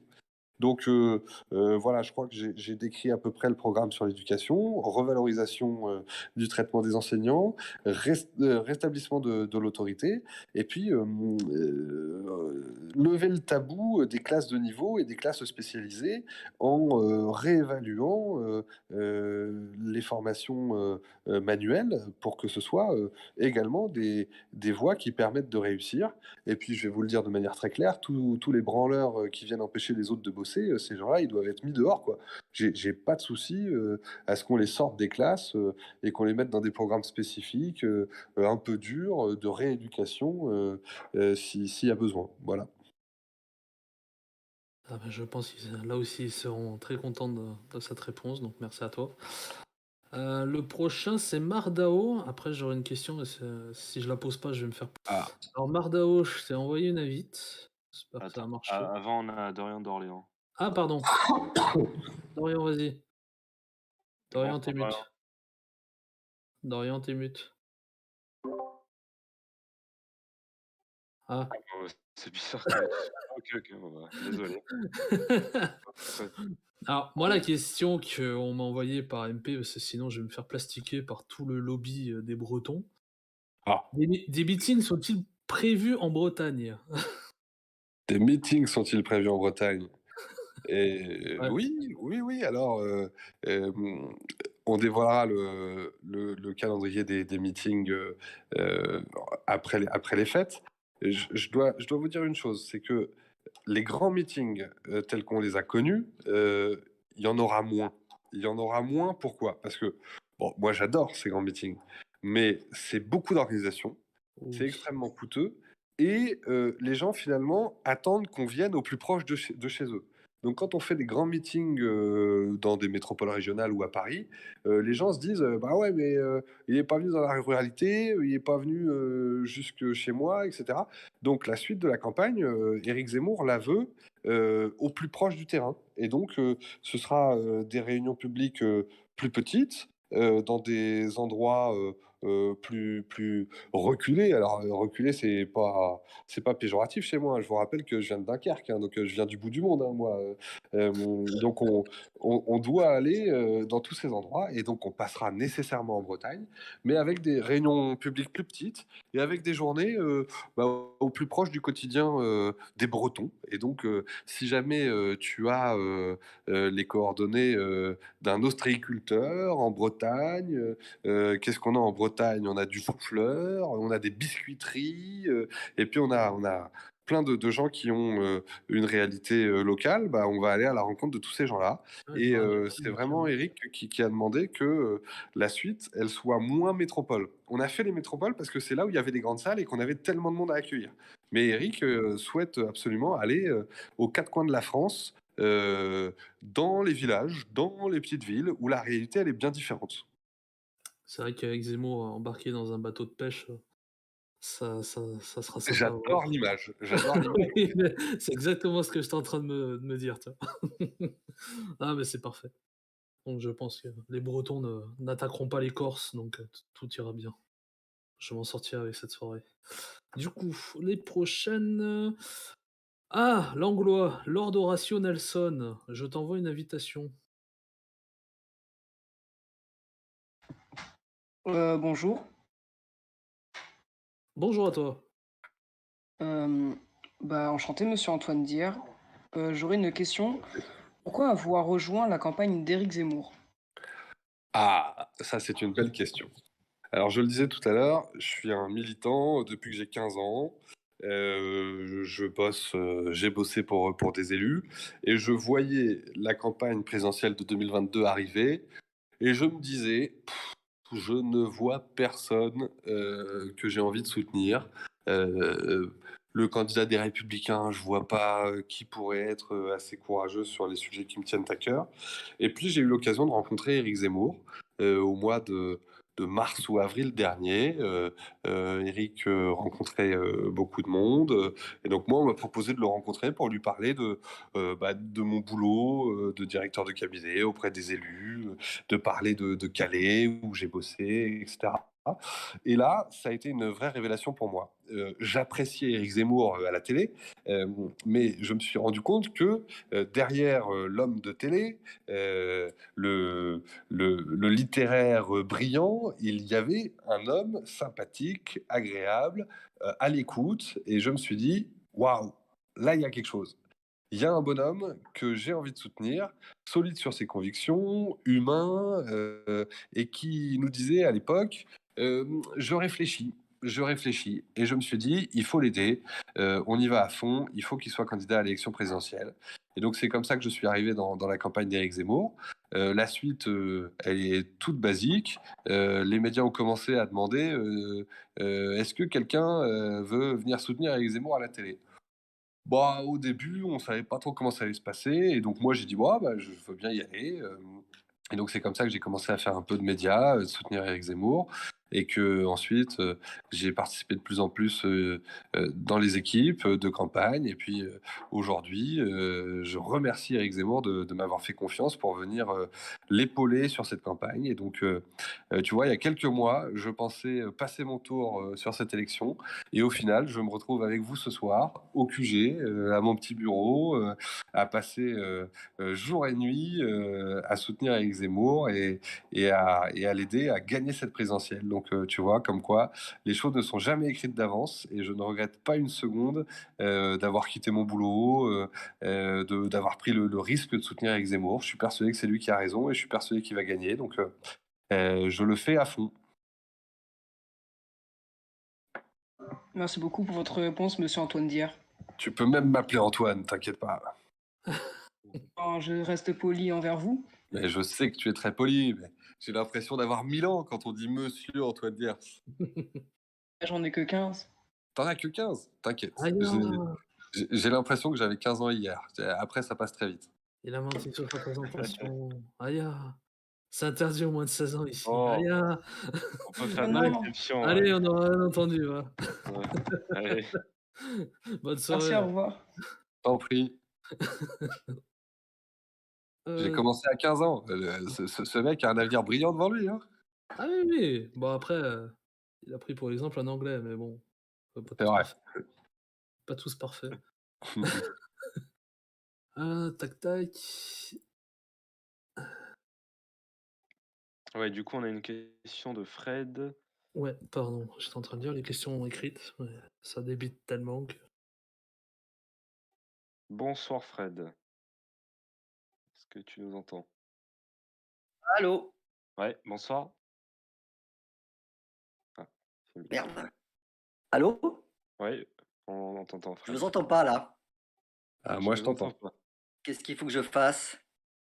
Ah, Rendre-moi, non? s'il y a un modo qui peut Voilà. le déplacer sur un canal à côté pour lui, Ouais, pour pour lui régler le truc. débloquer le problème. Faut que je le mette à mon oreille. Je pensais que j'avais le parleur, c'est pour ça. Ok. Vous m'entendez, c'est bon? Ouais, Ouais. on t'entend. On t'entend. Excusez-moi. Bonsoir Antoine. Bonsoir à tous. Salut. Alors, je suis comédien, j'habite Paris. J'ai une question à poser, une proposition à renouveler, et puis un tout petit coup de gueule. Ma question, bon, moi je suis cerné par les gauchistes, d'accord? Comme je suis comédien. Donc, ce qu'on me remet souvent dans la figure, c'est la fameuse condamnation pour provocation à la haine raciale du Z, il y a à peu près 10 ans.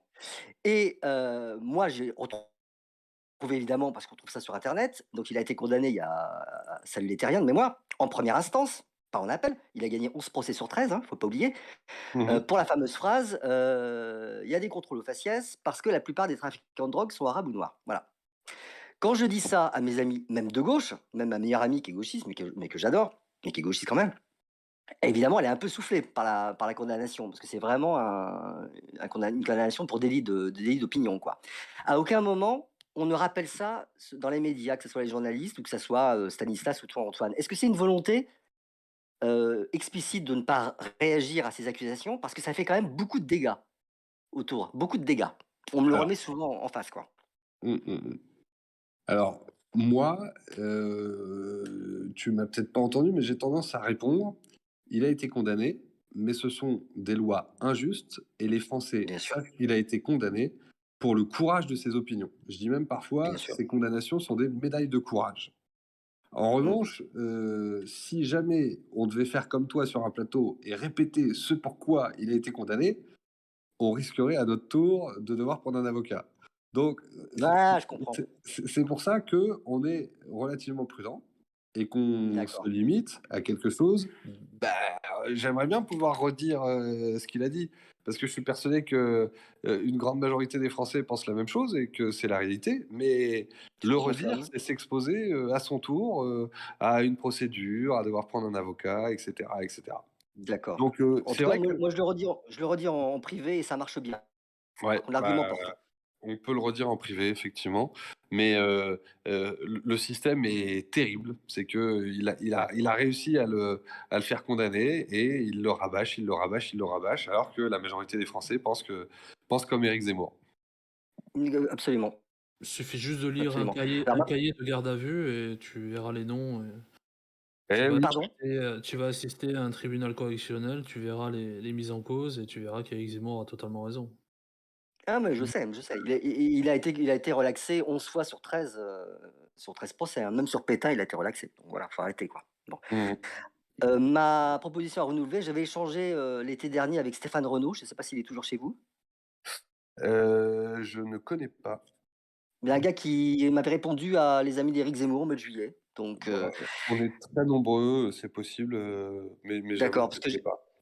parce que je suis comédien voix off depuis 10 ans et j'avais proposé, si vous avez besoin de ma voix pour les clips électoraux, de faire la voix, évidemment, de narration, une voix en tout cas. Donc, il ne faudra pas hésiter du tout.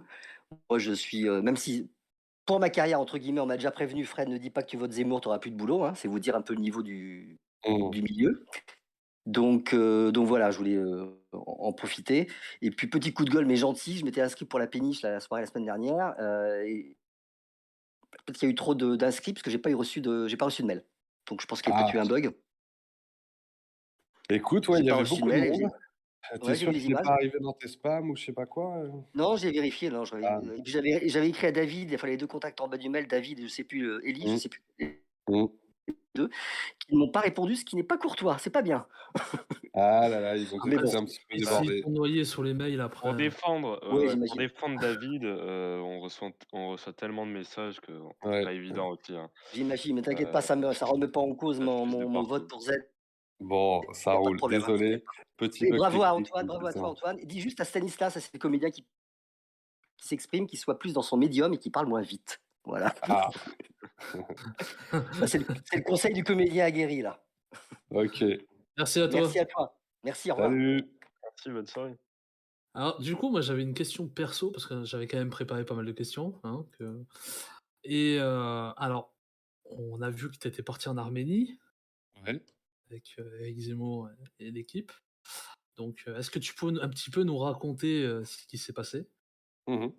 Comment Bah, toi tu l'as vécu et voilà, nous ouais, raconter le voyage, quoi. ouais. Alors moi, j'ai participé à l'organisation de ce voyage. Donc Éric Zemmour s'est rendu, le premier jour au monastère de Khor Virap, qui est un monastère, de l'église, arménienne, qui se situe à quelques dizaines de mètres, de la frontière turque, au pied du mont Ararat. Et c'est, le lieu fondateur, de l'église, arménienne. Juste à côté, vous avez, la Turquie, une frontière de barbelés, et donc c'est un lieu, saint, menacé, par, les Turcs, à proximité. Ensuite, Éric Zemmour s'est rendu, au mémorial du génocide, arménien. Le génocide arménien, c'est le début du XXe siècle, où les Arméniens, ont été, massacrés, par les Turcs. Donc Éric Zemmour a déposé, une gerbe avec Philippe de Villiers, au mémorial du génocide arménien. C'est un moyen très clair de faire taire, ceux qui disent, de manière absolument honteuse, qu'Éric Zemmour, ne reconnaîtrait pas le génocide arménien. Et Éric Zemmour, refuse, les lois, mémorielles, loi Pleven, loi Guessot, mais il n'a absolument rien, contre la reconnaissance d'un génocide, sans, sanction, pour celui qui dirait le contraire. Et la connaissance de l'histoire d'Éric Zemmour, l'amène à reconnaître pleinement, qu'il y a eu un génocide. Et Éric Zemmour s'est même, plusieurs fois exprimé en soutien au peuple arménien. Ensuite, Éric Zemmour a eu plusieurs, rencontres, confidentielles. Il a également rencontré, les Français, de la chambre de commerce, franco-arménienne pour parler de notre capacité à conquérir des marchés et notre capacité à conquérir des marchés à l'étranger, elle est limitée par un gouvernement, français qui n'est pas suffisamment en soutien. Les gouvernements, américains, allemands savent faire ça très bien, de la diplomatie économique, de l'aide, de l'aide à l'obtention de marchés, à l'international, et cetera. Nous, on est trop gentils sur ce sujet-là. Et Éric Zemmour a également rencontré, des députés arméniens, membres du groupe, d'amitié France-Arménie, où, les échanges ont pu dire que Éric Zemmour a redit que la France devait être aux côtés de l'Arménie, au sens où l'Arménie est dans une situation géopolitique où elle est aux confins de l'Occident, au croisement avec l'Orient, et qu'elle est l'objet de menaces de certains de ses voisins.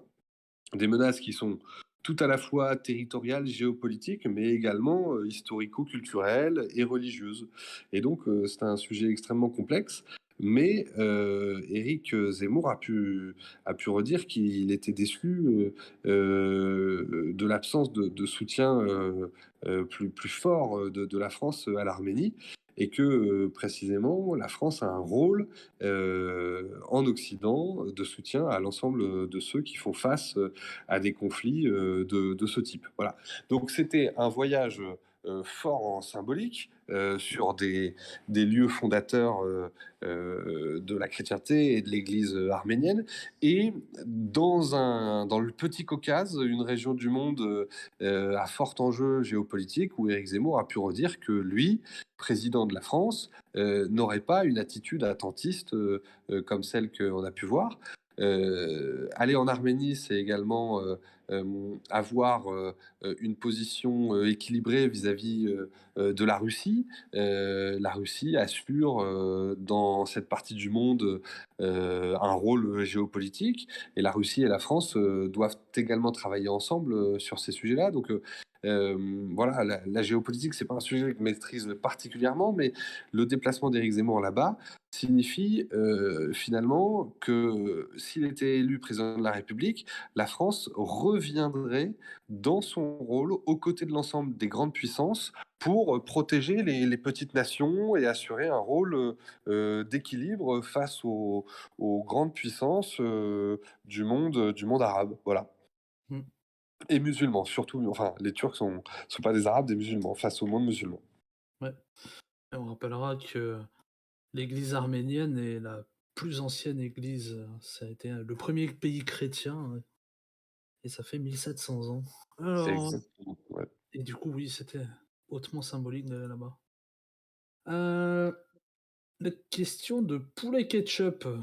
Ah, ici, il y a pour tout, hein. Alors, je t'ai envoyé une invitation pour les ketchup. Poulet ketchup, il s'est endormi. Ah non, il est là. Tu nous entends? Oui. Bonsoir tout Ah, le monde. bonsoir à toi. Donc, bah, tu as un peu répondu en partie, c'était surtout par rapport aux abstentionnistes. Euh, Il y a une grande partie des abstentionnistes, c'est des gens qui sont dégoûtés de la politique, parce qu'ils pensent tout simplement que les politiciens sont des gens déconnectés, embourgeoisés, qui vivent dans des grandes villes et qui voient rien autour. Voilà, c'était par rapport aux représentants bah, de Zemmour. Est-ce qu'ils ne représentent pas un peu cette politique classique des personnes qui vivent dans des grandes villes, on va dire, qui ont des moyens plutôt bons? Voilà, c'était un peu ça en fait, savoir comment vous gérez ça, parce que le siège du parti est à Paris, comme tous les autres partis politiques. Comment on peut se différencier? Parce que pour l'instant, on ressemble à un parti politique un peu classique. C'est une excellente question. Alors, je vais te dire, moi, je sais pas si tu me prends pour un Parisien, mais je suis avant tout un Dunkerquois. Effectivement, pour le boulot, je suis venu à Paris il y a quelques années. Après, tu as quand même Benjamin Cauchy qui s'exprime beaucoup, un des leaders des Gilets jaunes. Tu as Jacqueline Moreau qui a pris la parole au meeting de Villepinte. Mais c'est vrai, je le reconnais, on devrait peut-être avoir plus de porte-parole issus de la province, etc. Mais il n'y a pas vraiment dans nos porte-paroles de gens extrêmement parisiens et très aisés, honnêtement. Si c'est l'image qu'on renvoie, on doit corriger un truc. On doit aussi faire de la place pour de nouveaux porte-paroles. Mais moi, je garde le sentiment que nos porte-paroles, ils passent pas pour des Parisiens politiques professionnels jusqu'ici. Tu vois, il y a probablement des choses à améliorer, mais je trouve qu'on est quand même différent des autres. D'accord. Et une autre question, un peu une question bête, mais les nouvelles affiches pour les couleurs, elles arrivent quand? Elle commence à arriver. C'est une excellente question. Je crois qu'il y a des envois en ce moment là. Ouais, c'est en train d'être organisé avec tous les responsables, Reconquête notamment, donc ça va pas tarder. Si tu veux, si tu veux, à Toulouse, on les a déjà reçus. Non, on les reçoit vendredi. Donc, c'est en cours. C'est en cours. D'accord. Et question un peu compétitive, c'est quelle région où il y a les meilleures couleurs pour l'instant? Paris, enfin en Île-de-France, c'est quand même bien. Après, ouais, il y a Occitanie, enfin sur Toulouse surtout, Eh mais oui, on a les meilleurs. Ouais, je vois pas trop. Si, en PACA aussi. Sur Mais Paris, bon, ils sont je très vais pas actifs. faire le classement ce soir, j'ai pas trop réfléchi. Non, Il y a un ça colle peu, il y a un peu beaucoup. des chiffres, Antoine, ça va, un Ça, nombre d'affiches plus ou moins pour l'instant? ouais, ça colle beaucoup partout en fait. Donc oui, bah, on ça va avait se fait. stabiliser bientôt. En plus, on reçoit énormément de demandes avec le meeting qu'il y a eu à Villepinte. Toutes les sections GZ sont en train d'exploser au niveau membres. Donc on attend un petit peu que la poussière redescende, qu'on contacte tout le monde. Et puis après, on pourra Eh, faire un état des lieux. tu voulais un chiffre concernant les collages. Là, la dernière action nationale qu'on a faite, c'était en septembre, c'était 50 000 affiches, je crois, dans toute la France. Ouais. Après, voilà, ça augmente, enfin, ça dépend des moments. Mais voilà, on est quand même une présence sur le terrain comme sur Internet exceptionnelle. Et c'est ce qui fait que voilà, on gagnera. Ah ben oui, de toute façon, ça c'est sûr. Voilà. Ouais, je vous Faut remercie. savoir, faut savoir que Merci à GZ toi, Poulet Ketchup. a dépassé les 6000 GZ. Et ouais, en une semaine, Reconquête a pris quand même 60 000 adhérents en une semaine. Mmh. 61 000, donc c'est quelque chose d'énorme. Ouais. Alors on Sachant va que poursuivre avec une question de Rémo. Rémo, on Oui. t'invite à parler. Voilà. Bonsoir Rémo. Alors on ne t'entend pas si tu parles. Ouais, il y a un petit souci. S'il y a un modo qui peut descendre avec Remo pour essayer de lui régler son problème de son, s'il peut le déplacer dans un canal en dessous là. Allô? Bonsoir Feuille Ah, d'Olivier. Oui, vous m'entendez tous? Feuille d'Olivier, on t'entend. Bonsoir tout le monde, bonsoir Antoine. Salut. Donc ma question porte sur l'éthique des journalistes. Donc on remarque en fait depuis des années un évident manque de neutralité des journalistes face à certains invités, ce qui encourage donc ou plus ou moins accroît le sentiment de haine vis-à-vis de ces hommes ou femmes politiques. Donc ma question est, comptez-vous réagir avec plus de fermeté à ce sujet afin que les débats et les interviews d'Éric Zemmour soient enfin rendus plus équitables et intelligibles, parce que c'est vraiment fatigant en tant que téléspectateur et soutien d'Éric Zemmour d'assister à ces manques de politesse et de professionnalisme constant. Merci bien. C'est une excellente question. Alors, on a plusieurs possibilités face à ça. C'est que on pourrait ne plus aller dans les médias qui parlent de nous en mal ou qui nous laissent pas parler, qui coupent Eric, etc. Bon, finalement, ce serait se priver d'une partie d'audience. Ensuite, on pourrait réagir de manière beaucoup plus virulente et les médias diraient les soutiens d'Éric Zemmour sont anti-médias, etc. On essaye d'avoir un truc un peu entre deux, de pouvoir continuer à y aller et à chaque fois qu'on est sur un plateau, de pouvoir reprendre les choses, interrompre également nos adversaires ou le journaliste et d'essayer de remettre les choses au carré. Par exemple, moi je me souviens, je vous en parlais tout à l'heure, en sortant du meeting de Villepinte, j'allais sur BFM et le mec parle bagarre générale. Et je lui dis non, mais attendez, bagarre générale, il y a eu 15 000 personnes, il y a 20 personnes qui se sont battues, 10 opposants et 10 mecs de chez nous, vous pouvez pas parler d'une bagarre générale. Bon, il a changé, il a arrêté de dire bagarre générale. Donc là-dessus, j'ai pas de réponse. Moi, je pense que Eric là répond aux journalistes de la manière la plus calme mais ferme possible, en disant écoutez, laissez-moi parler, etc.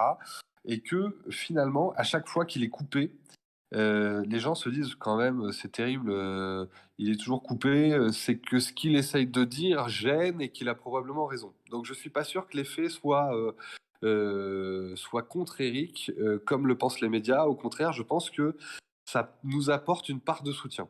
Voilà, tu vois, ma réponse n'est pas hyper claire, mais c'est parce que il n'y a pas grand-chose à faire face à cette situation, sauf à continuer à y aller et à essayer de recadrer les choses à chaque fois. Voilà. Yes. Alors du coup, Parfait. Et puis, Non. ouais, j'en profite pour dire un truc à tout le monde. Essayons dans les réunions publiques, etc. Et ne faisons surtout pas preuve de virulence vis-à-vis des médias présents. Ça ne fait que les renforcer dans leur opposition à ce qu'on est et à ce qu'on dit. Donc voilà, je parle pas de baisser la tête, de se laisser faire. Je parle d'être plus malin qu'eux, de venir et de les contredire, etc. Voilà. Bah, surtout avec le jeu des montages et tout, ça leur donne beaucoup de biscuits pour rien en Et fait. oui, toujours être très vigilant à ce qu'on dit. Ouais, toujours. Quand on voit comment ça s'est passé après les gens ont été expulsés, la Mmh. meute de journalistes qui se sont précipités pour filmer en fait Mmh. les gens qui ont été expulsés de Villepinte, du coup, c'était le gros de la troupe en fait du mouvement de foule, c'était les journalistes. Mmh. Mmh. Faut bien comprendre qu'ils ont pas forcément tous le même intérêt que nous, quoi. Eh oui. C'est Après, quand on en a conscience, ça va. Donc du coup, on a une question de Jean. Tac. Jean, je t'ai envoyé une invitation. Après, je pense qu'on va pas tarder non plus à.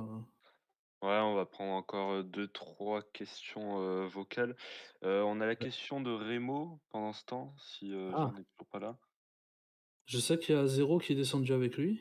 Ok, bon bah je vais poser la question à Antoine, ça sera plus simple. Alors du coup, Rémo nous pose cette question. Quel est l'intérêt d'aller dans l'émission Face à Baba pour débattre avec Kassovitz et Caron, qui sont la crème des gauchistes?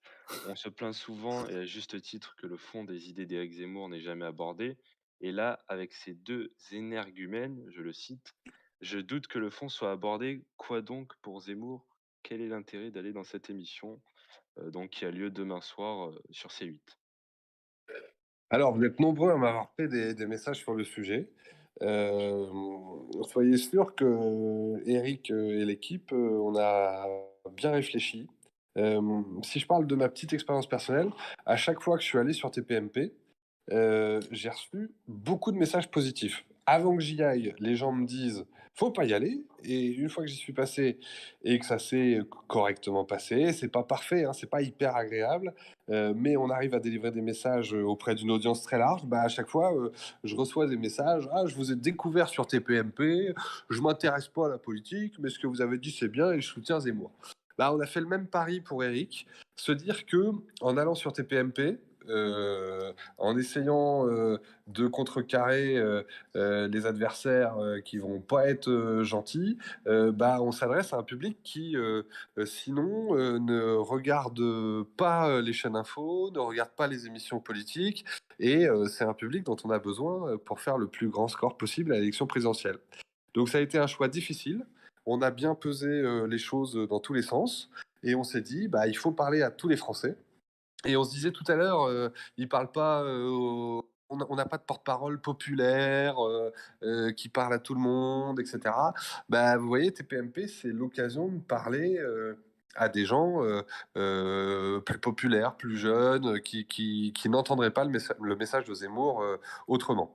Alors bien sûr, il y a ces deux énergumènes là, mais il y a aussi d'autres intervenants avec qui ça pourra peut-être être un peu plus constructif. Euh, on verra demain après l'émission. Moi, je reste persuadé que c'est une bonne option, c'est une bonne solution pour parler à un public large et qui se dira demain. Mais en fait, Éric Zemmour, là, il s'est fait agresser par les deux zouaves, alors que moi, je pense comme lui.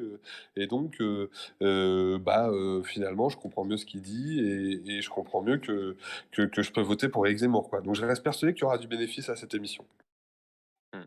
Ouais, ouais, alors on rappelle du coup que c'est demain soir sur C8, présenté donc par Cyril Hanouna, et un nouveau format d'émission qui va être intéressant.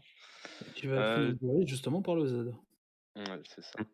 Et je crois que du coup, ça sera 10 personnes vont débattre avec lui, pour une durée de 8 minutes, chacun, donc ça va être exceptionnel. Ah bah, j'ai Donc hâte de voir faudra Kassovitz, ouais. alors on n'en dit pas plus, On mais en il dit pas faudra plus. donc, rester évidemment mobilisé sur les réseaux sociaux, hein, donc avec le hashtag face à Baba et peut-être un autre qui va sortir. Ouais, on Alors vous le du coup communiquera en début de soirée. Pardon, je te coupe, vas-y. du coup, on a une question de Jean, puis après on en prendra une dernière. Donc Jean, je te démute et on t'écoute. Bonsoir Jean. Bonsoir Jean. Bon, bonsoir à tous. Alors, ma question, ce serait, est-ce que M. Zemmour est plutôt influencé par une vision de l'économie Alors, libérale ou il doit y avoir un problème de réseau chez toi parce que c'est très difficilement compréhensible en fait. Donc, est-ce que tu as moyen d'améliorer ta connexion ou pas? Non, tout de suite, ce sera difficile. Ah, Vous m'entendez mieux on là? te comprend un peu là. Vas-y, vas-y, essaye. Monsieur Zemmour est plutôt influencé par du libéralisme économique ou par de l'interventionnisme? Voilà. Alors, libéralisme économique ou Ouais. interventionnisme? Ouais. Ouais. Alors, je vais répondre sans répondre, mais je vais te dire qu'en matière d'économie, Éric Zemmour est influencé par l'intérêt national. Je reste persuadé que, il n'y a pas, de bonne, théorie économique, pure, à appliquer. Je suis pas sûr que, le libéralisme pur, amène les meilleures choses. Je suis pas sûr que le communisme pur amène les meilleures choses, que l'interventionnisme pur amène les meilleures choses.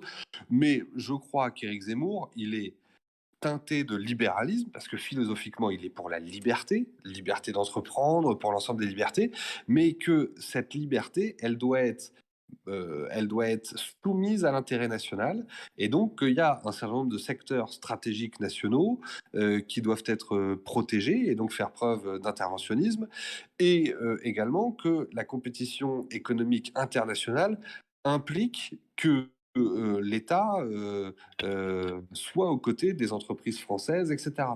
Donc je crois qu'il n'y a pas de théorie économique pure à appliquer, mais que la philosophie d'Éric Zemmour, c'est du libéralisme et de l'intérêt national au service de la réussite économique de notre pays.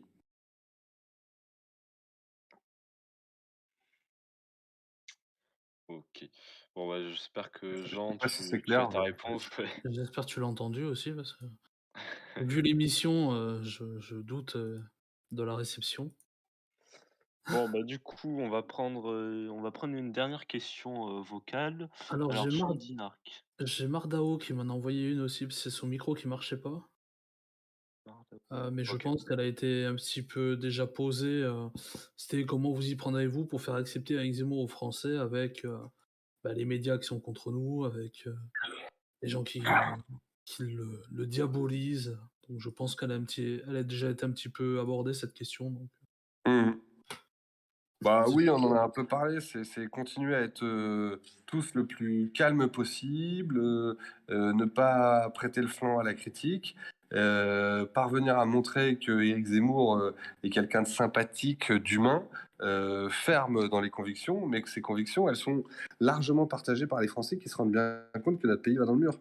Donc moi, je pense très sincèrement que la diabolisation va tomber.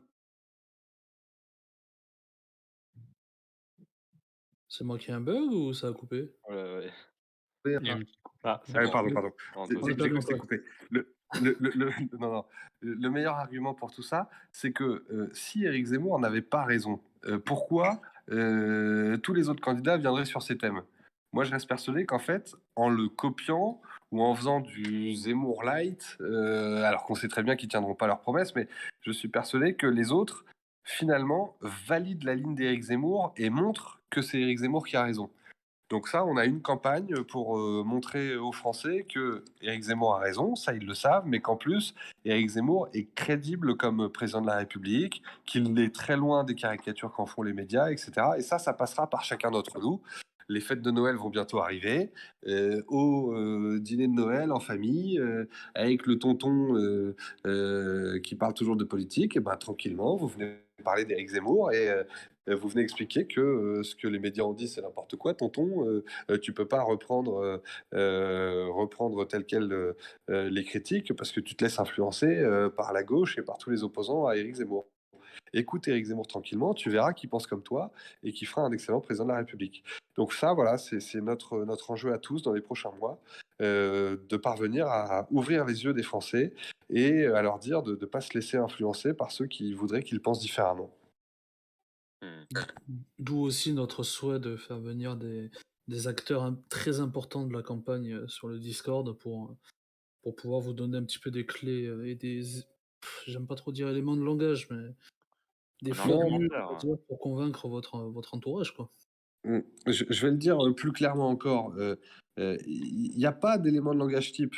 si vous soutenez Éric Zemmour, chacun de vous, vous savez pourquoi vous le soutenez. Et expliquez pourquoi vous le soutenez. Expliquez ce qui vous a fait venir à Éric Zemmour, et avec vos mots à vous. Et je le dis souvent, nous, les gens de droite ou libéraux, on a souvent trop de respect pour les opinions des autres pour tenter de les convaincre. Bien souvent, on dit bon, bah, c'est ton avis, écoute, je te laisse penser différemment, etc. Pendant ce temps-là, à gauche, ils veulent nous interdire de penser et nous imposer leurs idées.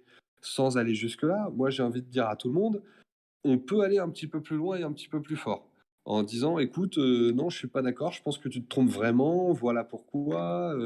Il y a une urgence à voter Éric Zemmour, tu peux pas me dire qu'on n'a pas un problème d'immigration, etc., etc. Donc j'invite vraiment tout le monde à avoir le courage, dans son lycée, dans son amphi, à son boulot, quand ça parle un peu politique, quand ça critique un peu Zemmour, de dire eh oh les gars, attendez, moi je vais vous expliquer la réalité des choses. Et de pas lâcher et de corriger tout ce qui peut être dit en mal autour d'Éric Zemmour et de convaincre avec vos mots, avec votre expérience, de pourquoi on a besoin d'Éric Zemmour. La victoire, elle passe évidemment par le candidat, les médias, etc., mais elle passe aussi par l'étincelle qu'on réussira à créer, nous, les militants, en discutant autour de nous, avec un maximum de Français pour les convaincre de voter pour Éric Zemmour. Mmh. Ouais, c'est ce qu'on dit, nous, notamment de notre côté, à tous les militants Génération Z. Il faut se dire que c'est l'année ou jamais, pour assumer ses idées. Moi, je suis lycéen, mais il y en a plein qui sont même dans les collèges, mais que ce soit, à l'université ou dans les lycées. C'est important de ne pas se cacher. Après, je comprends, certains ont peur, mais il faut cette année assumer ses idées. Sinon, on ne peut pas gagner si on se cache. Et c'est toute la question autour d'Éric Zemmour, du coup. On a des milliers de militants qui sont mobilisés depuis même cet été, ce qui fait que ça fait peur à nos opposants. Donc, de voir que des jeunes, des moins jeunes assument d'un seul mouvement comme ça leurs idées qu'ils voient comme évidemment dangereuses. Et c'est arrivé même dans beaucoup de facs dites de gauche, où certains militants ont commencé à s'assumer, où le mec était tout seul. Il a été pris en photo sur les pages GZ nationales, machin, c'était diffusé. Et au final, il y a des gens qui viennent et qui disent putain, je viens de te reconnaître, comment c'est GZ et tout. Et maintenant, c'est des groupes de 15, 20, 30 militants et ils s'aperçoivent qu'ils sont pas tout seuls. Le problème, en fait, c'est si vous restez isolé de votre côté et que vous dites rien, c'est là où c'est problématique. Alors que si vous commencez un petit peu à en parler, vous allez vous apercevoir que vous n'êtes pas tout seul. Et après, quand on est tout un groupe et qu'il y a une dynamique qui se crée, c'est tout de suite beaucoup plus facile. Et puis après, ça part, quoi. Ouais, effectivement. Et en plus, ça a un atout, c'est que le fait d'assumer ses idées, que ce soit dans son lycée, dans son université, ça peut avoir un certain succès dans plusieurs autres domaines. J'en dirai pas plus, hein. Mais assumer ses idées, voilà. Eh, je te vois Et venir. Hein. voilà, je sais pas qu'en pense Antoine, mais voilà, Je c'est confirme. très, voilà, ça a d'énormes atouts. Vous le savez peut-être pas, certains ont peut-être peur encore. Mais voilà, je pense que cette année, il faut assumer parce que il faut pas attendre 50 plus. C'est cette année qu'on va gagner et que la France restera la France. Voilà. Mmh. Exactement. Du coup, Antoine, je te propose du coup une dernière question. Chandinar, tu vas avoir donc l'honneur de terminer cette belle FAQ donc, qui a duré presque 2 heures. Du coup, je te démute. Non, c'est bon, je suis démuté, je suis déjà là depuis un Eh ben, moment. parfait. Bonsoir. Bonsoir. Bonsoir. Oh, très bien. Alors, vous avez un peu répondu à une des deux questions que j'avais sur, on va dire, l'engagement étudiant. Je suis en cours d'inscription pour rejoindre ma section à Lille, Très bien, très de bien. GZ. Ouais, mais les milieux d'ingénierie sont assez apolitiques, enfin, sont sont culturellement orientés gauche, mais il y a très peu d'expressions politiques, donc on verra. Mmh. Et par contre, j'avais une question, on va dire économique, mais très ciblée. C'est sur la perception par Éric Zemmour et son cercle du monde des crypto-monnaies, blockchain, etc., euh, qui ont un certain succès dans la jeunesse et qui ont rendu certaines personnes, quand la jeunesse et autres, assez riches, mais pas moi en l'occurrence, mais, mais où on voit beaucoup de contraintes qui arrivent, de réglementations qui vont arriver. Voilà, quelle est la vie, enfin, les échos éventuellement qu'il peut y avoir du côté d'Éric Zemmour et son cercle. Mmh. Alors, sur ce sujet-là, je le dis très clairement, je ne sais pas ce que Éric Zemmour pense. Mmh. Je vais C'est pour même ça que vous j'ai dire. dit son cercle aussi. Ouais, ouais. Alors, je vais même vous dire que on a plusieurs personnes qui sont venues nous dire on pourrait faire des dons à la campagne en crypto-monnaie, vous aider, etc. C'est complètement prohibé par la réglementation. Donc c'est pour ça qu'on n'a pas donné suite et qu'on ne le fera pas. Ça fait écho à une question tout à l'heure sur le fait qu'il fallait être carré sur la réglementation. Bon, moi ensuite, à titre tout à fait perso, sans engager Eric une seconde, je dois bien vous dire que je comprends mal le système. Et je me dis que quand je le comprends mal, c'est qu'il y a probablement un truc bizarre. Alors, je comprends ceux qui arrivent à faire de l'argent là-dessus, je comprends bien la logique. Après, je comprends pas bien comment une monnaie peut se fonder sur quelque chose qui n'a pas de valeur tangible. Mais je vois complètement l'intérêt de pouvoir sortir du système financier classique et bancaire classique. Donc, tu vois, j'ai du mal à te donner une position parce que je maîtrise pas le sujet, mais je pense Après, savoir. il y a les parties monnaie, mais après, il y a les autres intérêts qui peuvent être tokenisation de l'économie, par exemple, des biens immobiliers, etc. Enfin, où ça change d'autres choses, mais le but, c'est pas de rentrer dans des détails techniques ici. Mais un jour, il faudra que je m'y penche Mais même, voilà, plus par contre, clairement. si vous êtes intéressé, n'hésitez pas à vous renseigner.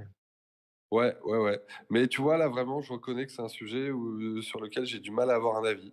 J'ai pas de position de fermeture a priori, parce que moi, quand je connais pas, ça veut pas forcément dire que je l'exclus. Mais voilà, ça me paraît quand même étonnant de pouvoir créer de la richesse à partir de pas grand-chose.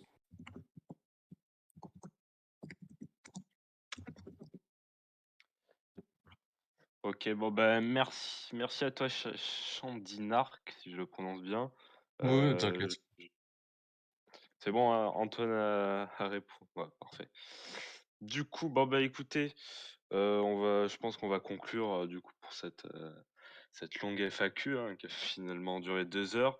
Je tiens à remercier donc Antoine qui a accepté notre invitation. Merci à C'est un Fifi. plaisir. Bah, écoute, merci à toi, c'est un plaisir. Et encore félicitations pour ta nomination hein, dans le parti. Oui. Merci. J'ai juste gagné le droit de bosser à mort pendant 4 mois, mais j'en suis très content. Et de rester au QG jusqu'à tard le soir. Exactement. Ah, t'y es Bon, encore là? Ah, j'y suis encore, ouais. Ah, Et bien. il a fait demain, la je FAQ pars depuis tôt. le QG. Eh ben. Donc Bon, les merci à, gars, merci à tous mais- aussi pour les questions. C'était, ouais. Oui, c'est des bonnes je questions. pense que notre ami Antoine Diers a été très content des questions, je pense. Franchement, je m'attendais à des trucs plus surprenants, hein. C'était très, très intello, très, très sympa. Je m'attendais à ce qu'on me dise, mais pourquoi cette moustache là, trop bizarre. Et tu vois, des trucs comme ça. Et Bien, dans mon tu vois. questionnaire, j'avais mis la moustache. Hein. Explique-nous la Ah, moustache. Mais ah, un pari entre potes qui est devenu une touche marketing, tout le monde s'en souvient, c'est parfait. ah, ça c'est bien ça. Bah voilà. Non, Bon, mais bah ça voilà. roule. Bah Et écoute, bon merci courage à à toi. tous sur le Discord, militez sur Internet et militez dans la vraie vie. Je le redis, hein, c'est par l'engagement de chacun qu'on construira la victoire. Et donc, tout le monde se donne à fond pendant 4 mois. Il n'y a plus de vie, on milite et on fait gagner Éric Zemmour. Voilà. Et il y a pas de vacances surtout, hein, surtout. Exactement, vous Pendant dormez. Noël, à la limite, Attends, mais tu dis ça pour moi ou quoi? ah non, pour tout le monde. À Noël, on peut accepter, mais après, il y aura Ah plus moi de vacances. je suis obligé. Ouais. Bon, bah, écoutez, merci à tous. On rappelle, vous avez, le lien qui va être posté tout de suite, dans, Textuel Conférence. Vous avez les réseaux sociaux d'Antoine. N'hésitez pas à le suivre du coup sur tous ces réseaux et également, vous avez, le lien pour adhérer, au parti Reconquête, donc qui a été lancé, il y a presque maintenant 2 semaines et nous sommes à déjà 60, enfin plus de 60 000 adhésions, ce qui est du jamais vu, je pense, à ce niveau-là. Bah, merci à tous, encore merci Antoine et puis on se Merci à vous. retrouve également vendredi soir, pour une conférence cette fois-ci, de Samuel Lafont que vous connaissez aussi, De je l'excellent pense. Samuel Lafont. Ah oui, celui qui nous donne ce qu'il faut faire sur les réseaux sociaux. Il va vous parler donc de la mobilisation en général, hein. Cette fois, il va pas que vous parler des réseaux sociaux. Voilà, il va vous parler des actions militantes sur le terrain. C'est à partir de maintenant ou surtout à partir de la rentrée que il va falloir montrer que nous sommes sur le terrain aussi. Des militants vont partir, à la rencontre des Français, faire du porte-à-porte, faire les marchés, du dimanche. Oui. Donc voilà, il vous parlera de tout ça vendredi soir dès 21h. Demain matin, je vous mettrai, l'annonce et puis voilà, merci à tous en tout cas. Bonne soirée, à tous et encore merci Antoine, voilà. Oui, merci Merci à à toi. Un vous. dernier mot? Antoine. Merci. Salut, ciao. Ciao.